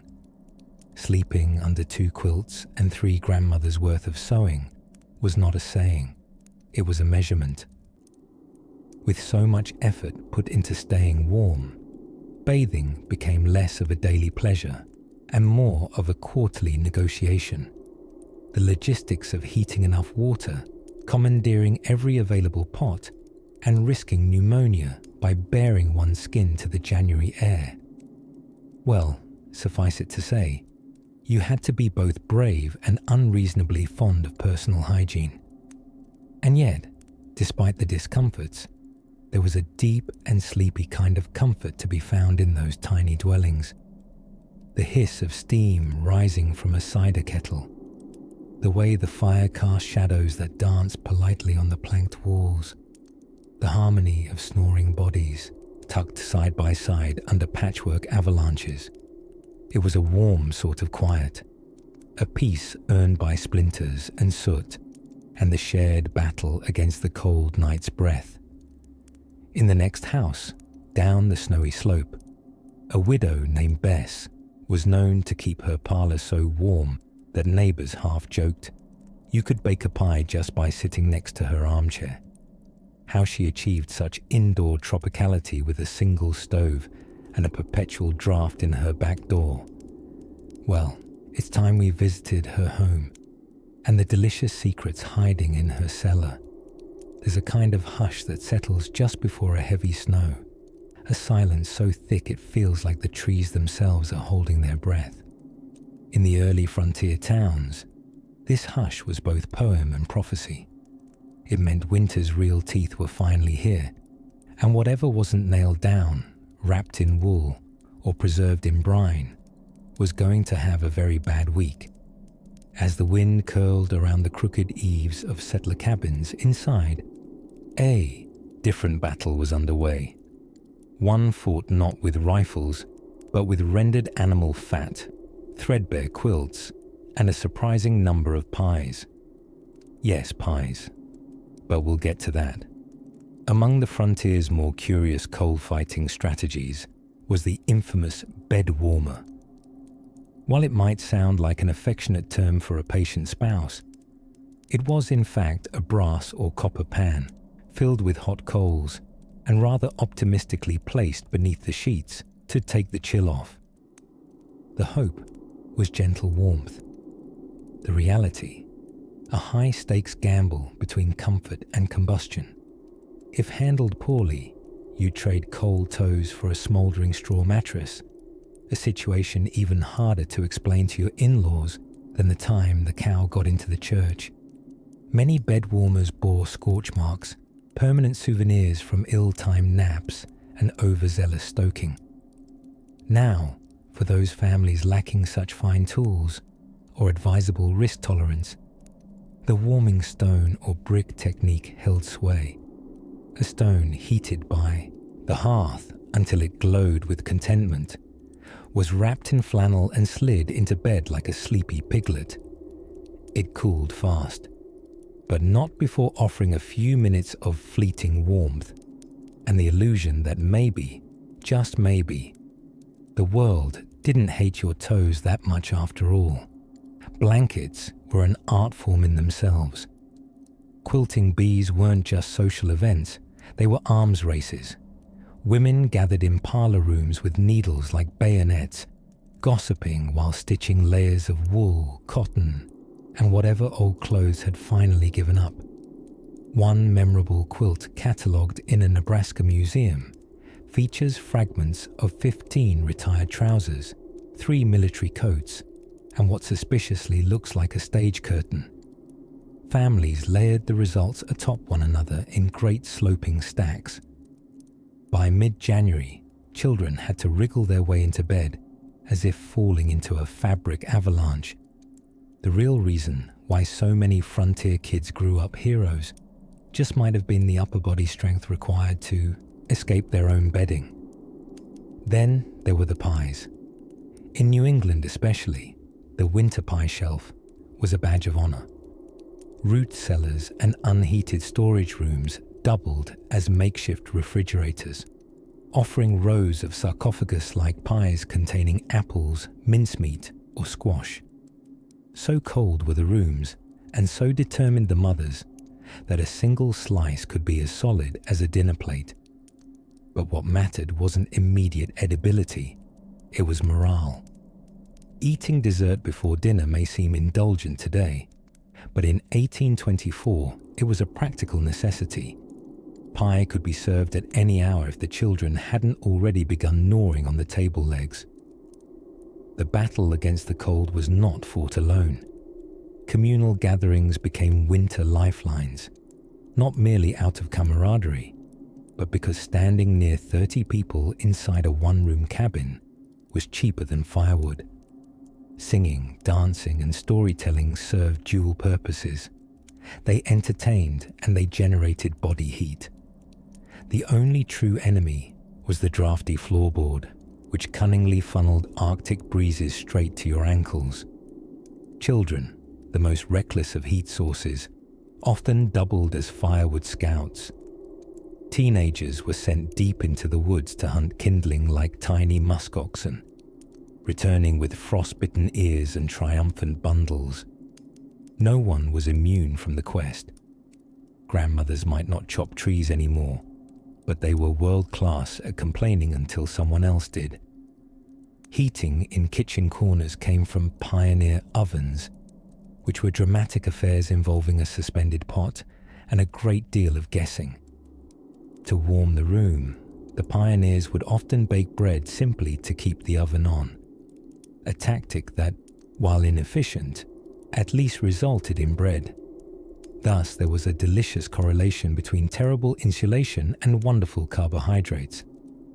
But let us not forget the unsung hero of early winter comfort, the family dog.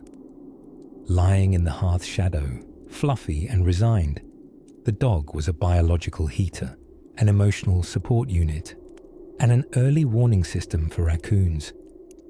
Many a long night was softened by a dog tucked at the feet, the quiet snoring beneath the quilts indistinguishable from that of a sleepy uncle. And so, as the storm wound itself tighter around the log cabins, the families drew in closer, quilts to chins, stones under blankets, crackling tales told by firelight and interrupted only by the occasional wail of wind down the chimney, like the ghost of last summer trying to rejoin the party. But the cold wasn't the only thing they learned to outwit. As we drift onward through this wintry stillness, let's turn to another hardship most people forget to fear, the dreaded frozen milk jug, and the even more dreadful methods for thawing it. It was a well-observed truth along the wooded trails and frost-bitten creek beds of the old frontier. Nothing could start a fight among neighbors faster than a communal barn raising, except, perhaps, everyone's opinion on how to store root vegetables for the winter. Oh, dear listener, you may assume things like carrots and rutabagas would live out their chilly months quietly in a dirt bin without much drama. You would be mistaken. No corner of the homestead was so fiercely debated as the root cellar. Handcrafted, half-buried tributes to an agricultural arms race where victory meant stew in February. These underground sanctuaries were dug with solemn urgency, sometimes closer to the house than the outhouse, depending on priorities. And those priorities were clear: keep the potatoes alive or mutiny by January. Temperatures in a good cellar hovered delicately just above frost, but shy of a tropical retirement. Achieving this required architectural finesse, often led by the one person in town who claimed to have read a book once. Slanted doors kept rain out. Straw insulation came in great bundles, which also served as winter real estate for mice with a penchant for tubers. Now, the smell of a root cellar in mid-December was something between forest floor after a thoughtful rain and onion's introverted cousin trying its best under pressure. It wasn't glamorous, but it was life-saving. These earthy pantries cradled parsnips and cabbages with the care of a museum curator handling fragile antiquities. Only, instead of paintings, they hoarded calories. Speaking of calories, lard, the frontier's unofficial currency of warmth and cuisine. It was slathered on bread, used to fry things, and stored reverently in crocks hidden as well as the family silver. Not that anyone had much silver. Rendered from pig fat and christened with a wink by grannies as nature's butter, lard found a secondary life as insulation, grease tools, and, in the boldest of applications, a moisturizer for folks made of sterner stuff than us.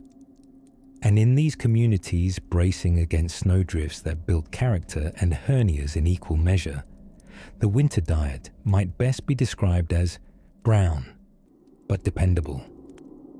You had beans you had grown, squash you had cured, and bacon you had smoked. If you were lucky. If you were unlucky, there were turnips, relentless and unblinking. Yet even amidst all this freeze-hardened hustle came moments of quiet ingenuity. Take, for instance, the ice house. An idea so lovely in its simplicity, it might have been invented by someone tired of lukewarm everything. During the depths of January, when not even the raccoons were making house calls, families would gather to carve blocks of lake ice and ferry them across fields like shimmering frozen relics. Covered in sawdust and stored in underground ice houses, these icy cubes were a frontier flex by July, when your buttermilk didn't curdle before noon. Imagine a summer guest being offered a cold drink in a frontier home, a feat so rare it bordered on magic. And the host, with a subtle nod toward the icebox, might say casually, "That ice? Oh yes, been aging since January." And in that moment, they were royalty. But not every cozy community had the resources or climate for ice, so they relied on the ultimate winter insurance, neighborly barter. One family might have a sheltered stone barn for root storage. Another had extra wool socks, slightly itchy but effective. And so, small alliances formed, stitched not only out of necessity but affection, often lubricated with enough mulled cider to make both parties feel like they got the better end of the deal. Children, meanwhile, played at the edges of these great adult endeavors, turning sled tracks into transportation networks and making hilltop forts that could double as emergency snow storage. Their cheeks pink, their mittens frequently wet, they absorbed the rhythm of winter not as a challenge to be fought, but as a season to be worn like a too big coat you'd grow into. And from the quiet of their coal kitchens, women placed another log on the stove, wrapped another quilt around a shivering child, and stirred another pot of beans that had been soaking obediently like good citizens of the root cellar economy. Sleep came early in towns like these, when lamplight shimmered off frost-covered windows, and even the mice were too full of stored grain to do anything scandalous. As the last ember dimmed and the stew cooled in heavy crockery, the frontier slept, knowing its secrets, cozy, clever secrets, were tucked safely beneath earth and snow. And speaking of clever secrets, the dawn would bring another one, hidden in the folds of frontier fabric. But for now, rest and let the frost do its work. Long before thermostats and fleece blankets printed with dancing cartoon moose, winter's bite was not just inconvenient, but a matter of life, death, and whether your soup spoon would freeze to your lip. In the early frontier settlements, mostly scattered like half-lost socks across the American wilderness, battling the cold was less a fight and more of a polite negotiation, frequently lost. Now, you might already be picturing a log cabin blanketed in snow, a chimney puffing little clouds into the crisp air, and someone inside sipping mulled cider beside a roaring hearth. Delightful, yes, but more realistic. Picture damp mittens trying to dry above a sputtering fire made of green wood, someone yelling about a missing axe, and a chill so thick it could be ladled like stew. Out there, between the pine trees and the frozen silence of January mornings, settlers devise clever methods to cope, or, at the very least, to delay freezing solid. One of the most beloved inventions of accidental genius was the bed warmer. This was a pan, usually made of brass or copper, filled with hot embers from the hearth and slid between the sheets moments before bedtime. It did a marvelous job of slightly warming up the part of the bed you would try to tuck your knees into, right before it cooled and became suspiciously ember-scented. A minor price to pay, given the alternative was sleeping in the icy embrace of what suspiciously resembled refrigerated linen. But even with these glowing embers of hope, nighttime brought a particular brand of cold that seemed to seep through the wooden walls, floorboards, and into one's very soul. To help, families deployed the human strategy of bundling, not to be confused with snuggling, which is considerably more romantic. Bundling meant stuffing as many people as possible into one bed. Children, grandparents, visiting peddlers, and perhaps a chicken or two if it was especially frigid. This harrowing sleep pile, which resembled an overcrowded sandwich of people, relied on collective body heat, a concept as comforting in theory as it was unruly in execution. Of course, there were more advanced tactics, like building one's entire house around a central hearth. Known as the big chimney little house method, this architectural trend prioritized heating over, say, privacy or the concept of separate rooms. But when temperatures dipped low enough to make your eyelashes freeze together, a laundry room could be considered a luxury bested only by socks without holes. Speaking of which, socks. You might think knitting thick woolen socks was a straightforward affair, but early spinning wheels were touchy contraptions powered by foot pedals and infinite patience. Given this, a single pair of homemade socks often represented 12 hours of labor, a few tears, and an even smaller mountain of wool fluff that had attempted a valiant escape. And so, early settlers prized their winter clothes like buried treasure. Mittens were traded like currency. Hats were worn day and night. And one man's long underwear might well become his winter legacy. This brings us, casually and with due reverence, to Asa Peabody of Vermont, famed in local lore for inventing the double-layered Peabody Union suit. The design was flawless, except for one fatal flaw: no rear flap. Asa, we presume, lived and died with regret and very cold bathroom breaks. For thrills that matched chilling temperatures, there was the icy morning dash to the privy, trudging through thigh-deep snow toward a wooden box that possessed the insulation value of a damp tissue. These brave bathroom commutes transformed outhouse trips into the unsung winter sport of the age. Athletes, perhaps not, but heroes of endurance? Absolutely. Meanwhile, clever folks took to baking bread as often as possible, not necessarily for the carb load, although no one complained, but because the oven heated the kitchen tolerably well for several divine minutes. It became normal to hear someone say, "I'm just baking another loaf because my fingers came back to life." And therein lies a quiet genius.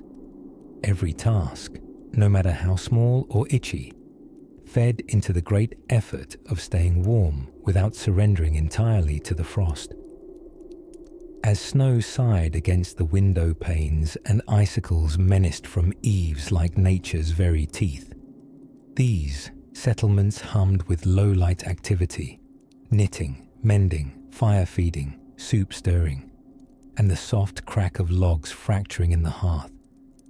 Outside, the wood stood in dreamless white silence. Inside, laughter occasionally broke through the stillness like a candle flickering against the dark, not because the bitter cold was beaten, but because somehow it had been endured, shared, and sometimes outwitted. As twilight falls once more and frost traces lace along the window glass, the quiet rituals of survival murmur on. And speaking of quiet rituals, the next chapter slides us gently toward the curious tale of how warm drinks, including onion tea, became the frontier's most questionable comfort. As the nights grew longer and the wind sharpened its invisible teeth against the eaves of every cabin wall, frontier communities leaned into their own version of thermal espionage. Root cellars and sleeping cabs. Yes, dear listener, we are entering the steamy world of passive refrigeration and headwear that could safely double as a soup bowl cozy. Let's start beneath the floorboards. Root cellars, the humble subterranean guardians of winter sustenance, were dug with an almost ceremonial reverence. Not quite a basement, not quite a cave. These chilly repositories sat just far enough underground to escape the frost's worst moods. Here, potatoes lounged beside turnips in an earthen spa of constant humidity and temperature. Apples exchanged gossip with carrots, while cabbages developed increasingly pungent personalities after their third month of uninterrupted silence. To the untrained eye, a root cellar might seem like a grim little dungeon for vegetables. To an early settler, it was a life raft in a sea of snowdrifts and frostbitten wishes. The soil itself became an ally. Rich, damp, and immune to the drama unfolding above ground, it offered a naturally insulated womb in which the summer's excess could nap through winter. Some families added straw for added insulation. The especially optimistic lined their root cellars with shelves, labeling them carefully like 19th century librarians of starch. Now, adjacent to these chilly vaults of survival stood another piece of quiet genius, the sleeping cap. One might imagine that the quaint cloth caps worn to bed were a fashion statement, an effort to remain stylish even in slumber. But oh no, these weren't about elegance. They were bald ambition meeting biting cold. Long before heating bills or electric blankets, people faced a cruel irony. Even if their beds were stacked with quilts heavy enough to pin a grown ox, their heads remained stubbornly exposed. Evolution, for all its cleverness, never accounted for open flame heating being replaced by a 45-watt firewood ration and wishful thinking. Enter the sleeping cap. Often knitted at home during long winter evenings, possibly while marmots wintered in better conditions, these caps clung to the head with elastic tenderness. They came in all shapes.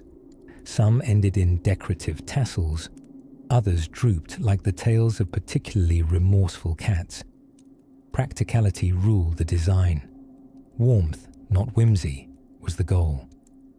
Still, there was always that aunt in the village who made hers a bit taller each year, until it resembled a protest banner about vertical ambition. Children often ended up with miniature versions of these, floppy, itchy halos that transformed them into drowsy, wool-clad cherubs. Of course, keeping one's head warm was only part of the nightly ritual against the freeze. Beds themselves were fortified bunkers of fluff and futility. Families layered mattresses with straw ticks, added down-filled feather beds above those, and topped them off with blankets thick enough to be legally considered roommates. One rather inventive family in Vermont once attempted to sleep between two feather beds, a practice which briefly gave rise to a regional sport known only as puff diving. It was discontinued shortly after someone disappeared entirely for 2 days, only to emerge with a newfound appreciation for dark and quiet spaces. Now, lest you think this battle against cold was all subterranean vegetable bunkers and sleep-centric millinery, remember that early frontier life was full of small, clever moments, fires banked just right to last the night, dogs curled at the foot of the bed as living foot warmers, and the delicate choreography required to keep a side of bacon from freezing solid indoors. In fact, there's a charming entry in a mid-1800s journal describing a man who kept his sourdough starter alive through a particularly bitter winter by cradling the jar in a mitten while he slept. Wake up, check the bubbling activity, tuck it back in, as nurturing as raising any baby, and equally capable of screaming if you neglected it. But through it all, the cold drafts whispering through chinks in the log walls, the breath clouds drifting upward like failed weather balloons, the quiet determination of a community that had decided to face one more January head-on. It was all these humble contraptions and customs that made survival not only possible, but just cozy enough to be bearable. And as we draw the wool blanket of the evening a little tighter around us, we'll shift our gaze from beds and cellars to another place quietly guarding warmth in a cold world. The frontier hearth, where embers glowed like tiny galaxies in stone. Somewhere between frostbitten desperation and stubborn ingenuity, frontier villagers discovered a revelation that would change their winters forever. Kettles weren't just for tea, and socks didn't have to stay on feet. Our tale now turns to one rather clever, or unusually cold, settler named Ephraim Buttonwood, a man whose name sounded like he had been born in a cabinet. Ephraim was a tinker by trade, which meant he could fix anything except his habit of muttering Latin under his breath. He lived in a modest log cabin dusted with snow and determinedly tilted to the left, as if disagreeing with the direction of the wind. It was January when it began, that honest kind of January with howling winds and a snowpack so solid you could bounce soup bowls off it. Ephraim, ever thrifty and irrepressibly inventive, found his fingers freezing before dawn even had a chance to stretch. That morning, he sat in front of his great iron stove, mumbling, "Calor humilis, sed utilis, which, roughly translated, means low heat, but it'll do." He began experimenting with what we might jokingly call wearable radiators. First came the stoneware sock concept, not practical for walking, but excellent for sitting very, very still. Next was the feather soot chimney cap, which warmed the neck and baffled birds. His pièce de résistance, however, was inspired by a childhood memory, the family pig sleeping against his shins during a particularly awful blizzard. That's right. Ephraim decided to recreate that warmth without the snorting. Enter the pig-shaped water bottle. Now, before we scoff, let's remember this was an era when folks knitted cozies for everything, including their houses if the yarn held out. Ephraim built a porcine ceramic shape, hollow in the belly, into which he would pour boiling water just before bedtime. It radiated heat throughout the night and, as a bonus, was excellent company if you missed conversation. He called it hog thermos. News of Ephraim's invention waddled quickly through the snowdrifts, and soon neighbors were knocking on his tilted door, seeking warmth and slightly confusing companionship. He began mass-producing his ceramic swine. Children named them. Local preachers tried to object, but even they had to admit the warmth of a faux pig belly on one's toes was proof that Providence worked in strange and snuggly ways. Meanwhile, across the frosty ridgelines, other innovations were simmering, quite literally.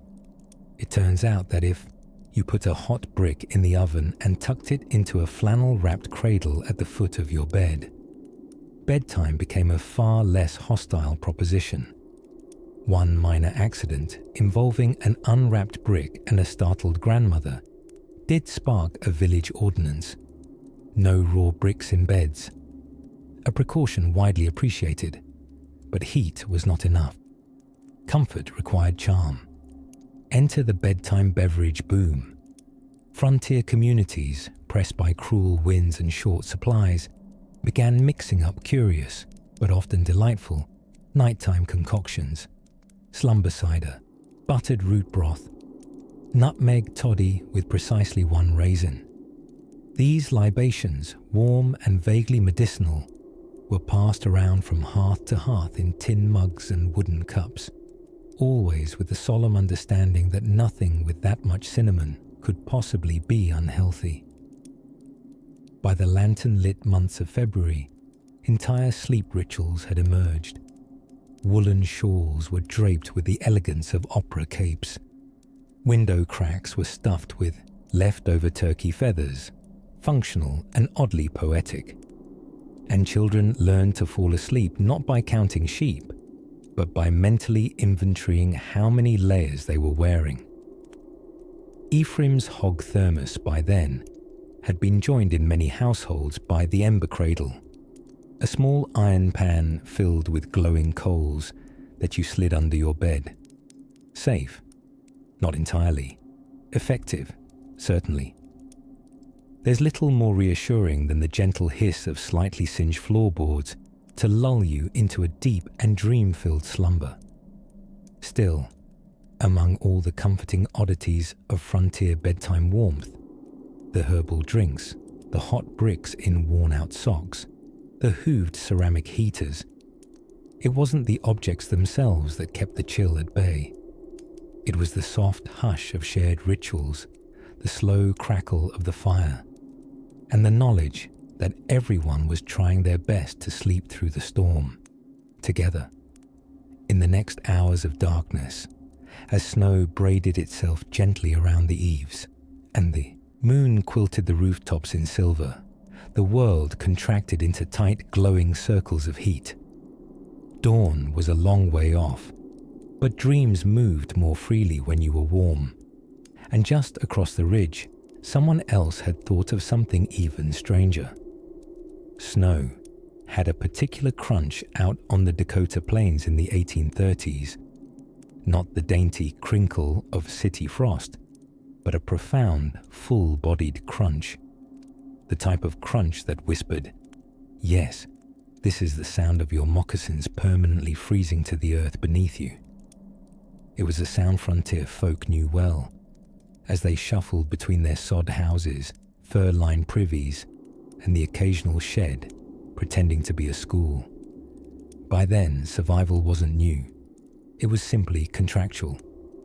You agreed to wrestle the prairie winter, and in return, you might get another spring, or chilblains, often both. Let us drift now to one such cluster of humans and half-frozen goats in the settlement of Pigeon Hollow. Don't bother searching it on a map.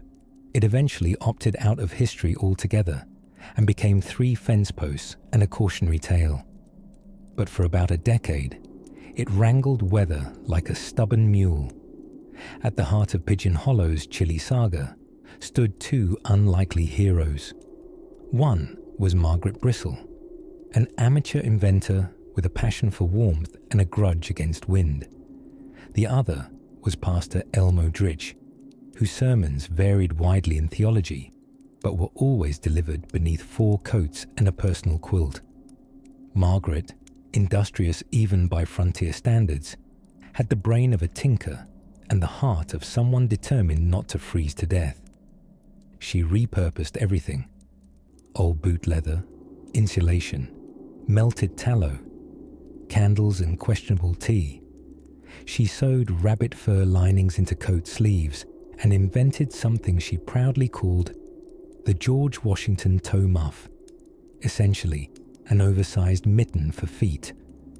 Elmo, she'd call through the walls of their frost-patched meeting house.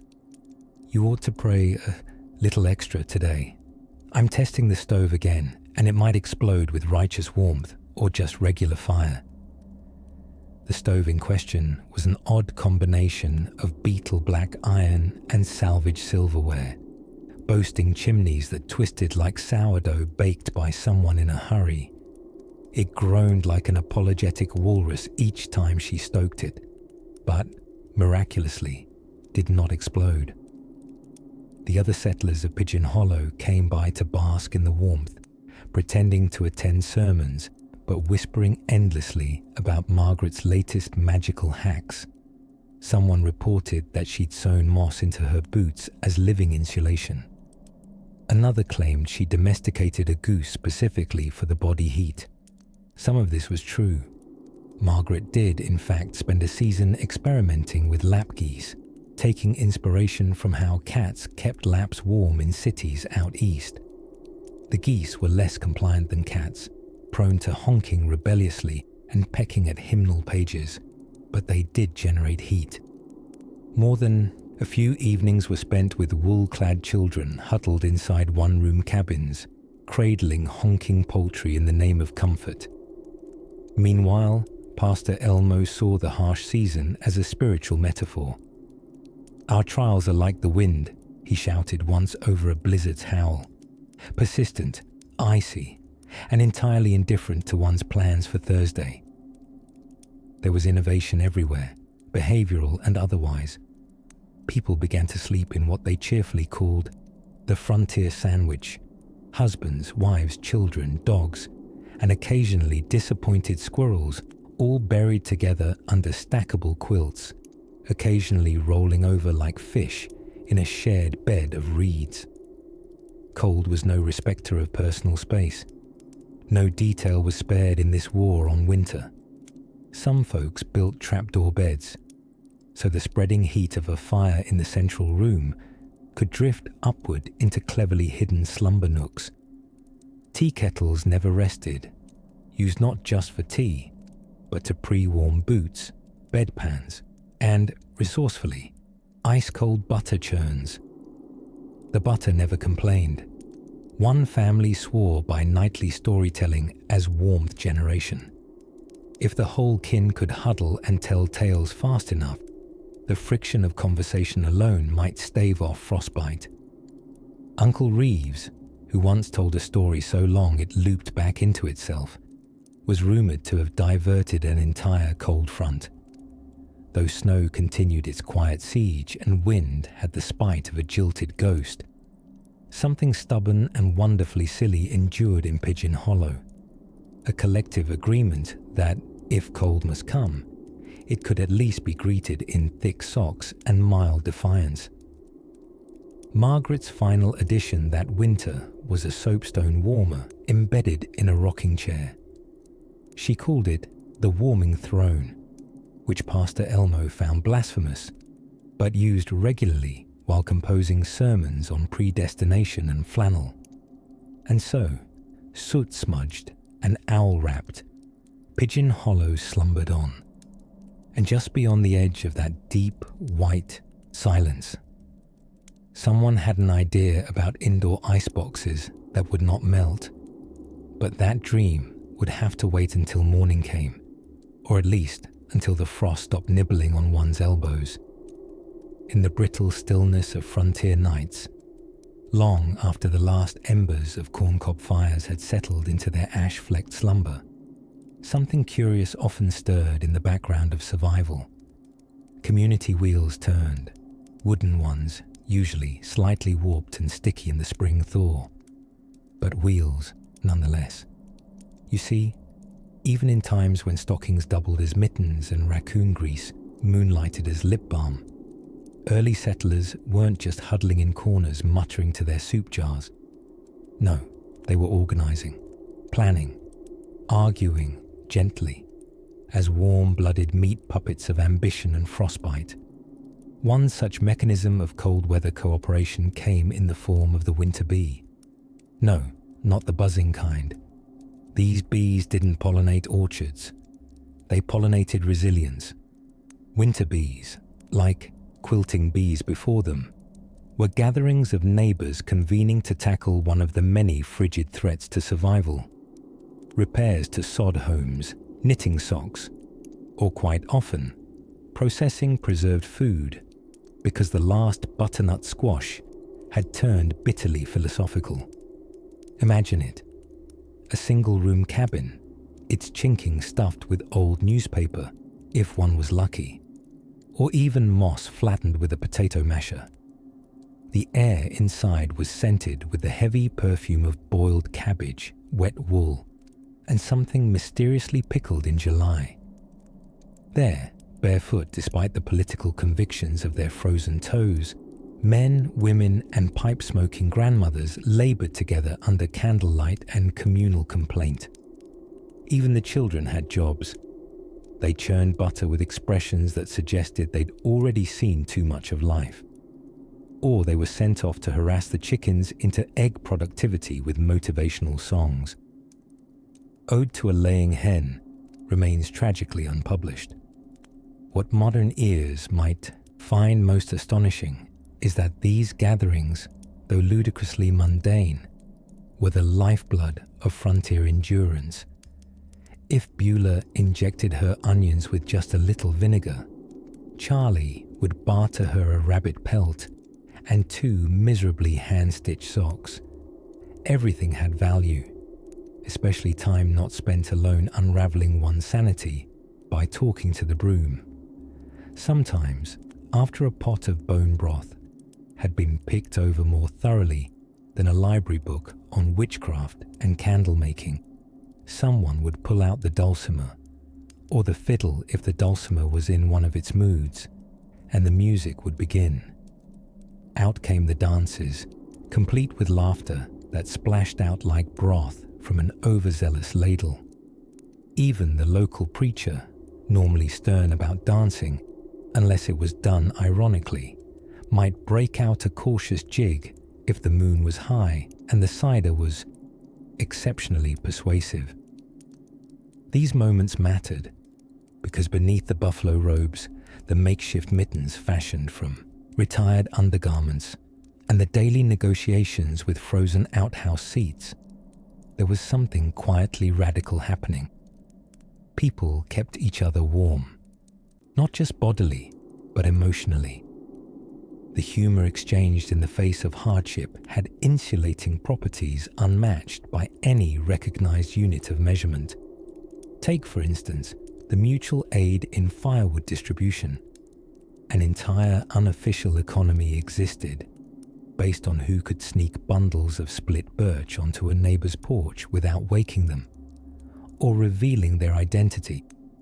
Some called it kindling kindness. Others simply woke up confused and suspicious of tree elves. There was also the great annual blanket swap, an event which started as a practical maneuver to redistribute worn quilts and evolved into something resembling a tactful trade of personality. This one still smells like Grandma Edna's liniment. I'll give you a pair of darning needles for it. A hot bargain indeed, but despite the hum of human connection, frontier winters were still demanding and often grim. Illnesses swept through chimney smoke like uninvited opinions. Food disappeared mysteriously, especially when left near teenagers. And yet, the collective forged on.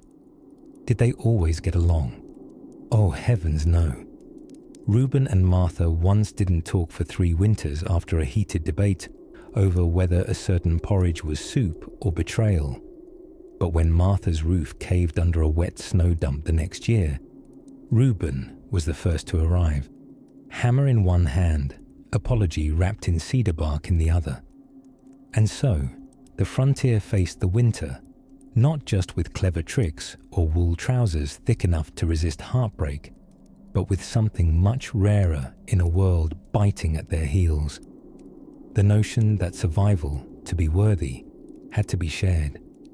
As sun slivers disappeared behind wool-coloured cumulonimbus clouds and a kettle of water sang its sleepy prelude, the settlement stood, clad in nostalgia and snow, warmed by memory and mischief, ever determined to reach spring. One more night, one more story to sit beside, and with that, a deeper cold tiptoed in, not cruel or biting, but expectant, the sort of cold that signals a season's turning hour and a final chapter drawing close. As the last frost of winter sighed its way into the muddy promises of spring, the early frontier communities, those stoic enclaves of creaking cabins and eternally smoking chimneys, began their annual ritual of quiet celebration. It wasn't the kind of celebration with fiddles or corn whiskey. Well, not yet. It was more like a weary exhale, a communal, settler-sized ah, as if the entire village had just flopped onto a straw-stuffed mattress and whispered, "We made it." And truly, it was an occasion worth muttering a sleepy huzzah over. For those who'd endured a season of snow-drifted roofs, frozen privies, and the ever-delicate etiquette of shared body heat, simply not freezing to death had become an accomplishment worth congratulating oneself over, preferably while wrapped in a quilt big enough to mistake for a sail. You see, the harshest enemy of frontier folklore was not always the bear, nor the bandit, nor the curious food-induced aftermath of improperly identified wild mushrooms. No, the most persistent villain was simply being cold. Not dangerously frostbite-level cold, but the kind of cold that quietly moved into your bones like an uninvited relative, offering long stories and zero intention of leaving. Early spring offered no apologies. The snowmelt teasing its way down moss-lined stones made for drenched boots and riverside soup temperatures. Not hot, not cold, just suspiciously tepid. Firewood, once hoarded like nuggets of gold bullion beneath beds and behind chairs, now dwindled shamefully. In many homes, logs were being bartered like high-stakes poker chips. I'll trade 2 splits of oak for a cup of butter, and the promise never to mention February again. Domestic rituals adjusted to cope. Baking bread became less about feeding the family and more about loitering by a stove for 3 gloriously yeasty hours. Children, bundled in so many layers they resembled ambulatory quilts, were sent outside mainly to play and partially to air out. It was believed, perhaps superstitiously, that a good run around the clearing would chase away lingering humours. In truth, it just bought the adults 10 minutes with their toes near the hearth. Even meetings, town halls and prayer gatherings were scheduled strategically according to warmth. Noon had been deemed the most likely hour when at least 1 square foot of the meeting house could be touched by sunlight, making both governance and gospel marginally less brisk. Minutes were taken quickly. Praise was sung in minor keys, partly for theology, partly because teeth were chattering. But within this quiet thaw came hope, and more importantly, opportunity. Doors hung open for the first time, in months, their hinges protesting like a cow being asked to dance. The first crocus emerged by accident near an outhouse, was admired ceremoniously, and then promptly eaten by a goat. A sign of renewal, perhaps, not that of flora, but of the goats' enthusiasm for fibre. At night, though, the chill still lingered. Fires were banked carefully, coals hidden like sleepy red jewels beneath ash. The beds, now slightly less frostbitten and slightly more hopeful, became the stage for all manner of tired conversations. Next year, someone would murmur, nose peeking from under a wool blanket, we ought to build some insulation using, I don't know, moss? To which the reply would come, muffled but determined, or just move somewhere where soup doesn't freeze in the bowl while you eat it.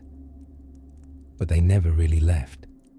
What kept them there wasn't just superstition or stubbornness, or even the land itself, though it had its charms. It was something else, something worn into the wood of their furniture, into the walls daubed with clay and straw. Something quiet and inexpressibly earnest, the sheer, shared astonishment that they had made it this far, that the cold had come, as it always did, whispering and creeping and consuming, and they had simply endured. They had learned to patch the leaks, roast the roots, and sleep three to a bed without kicking one another. Soon, planting would begin. Tools would rust less often. The goats might be convinced to stop chewing every improvised mitten.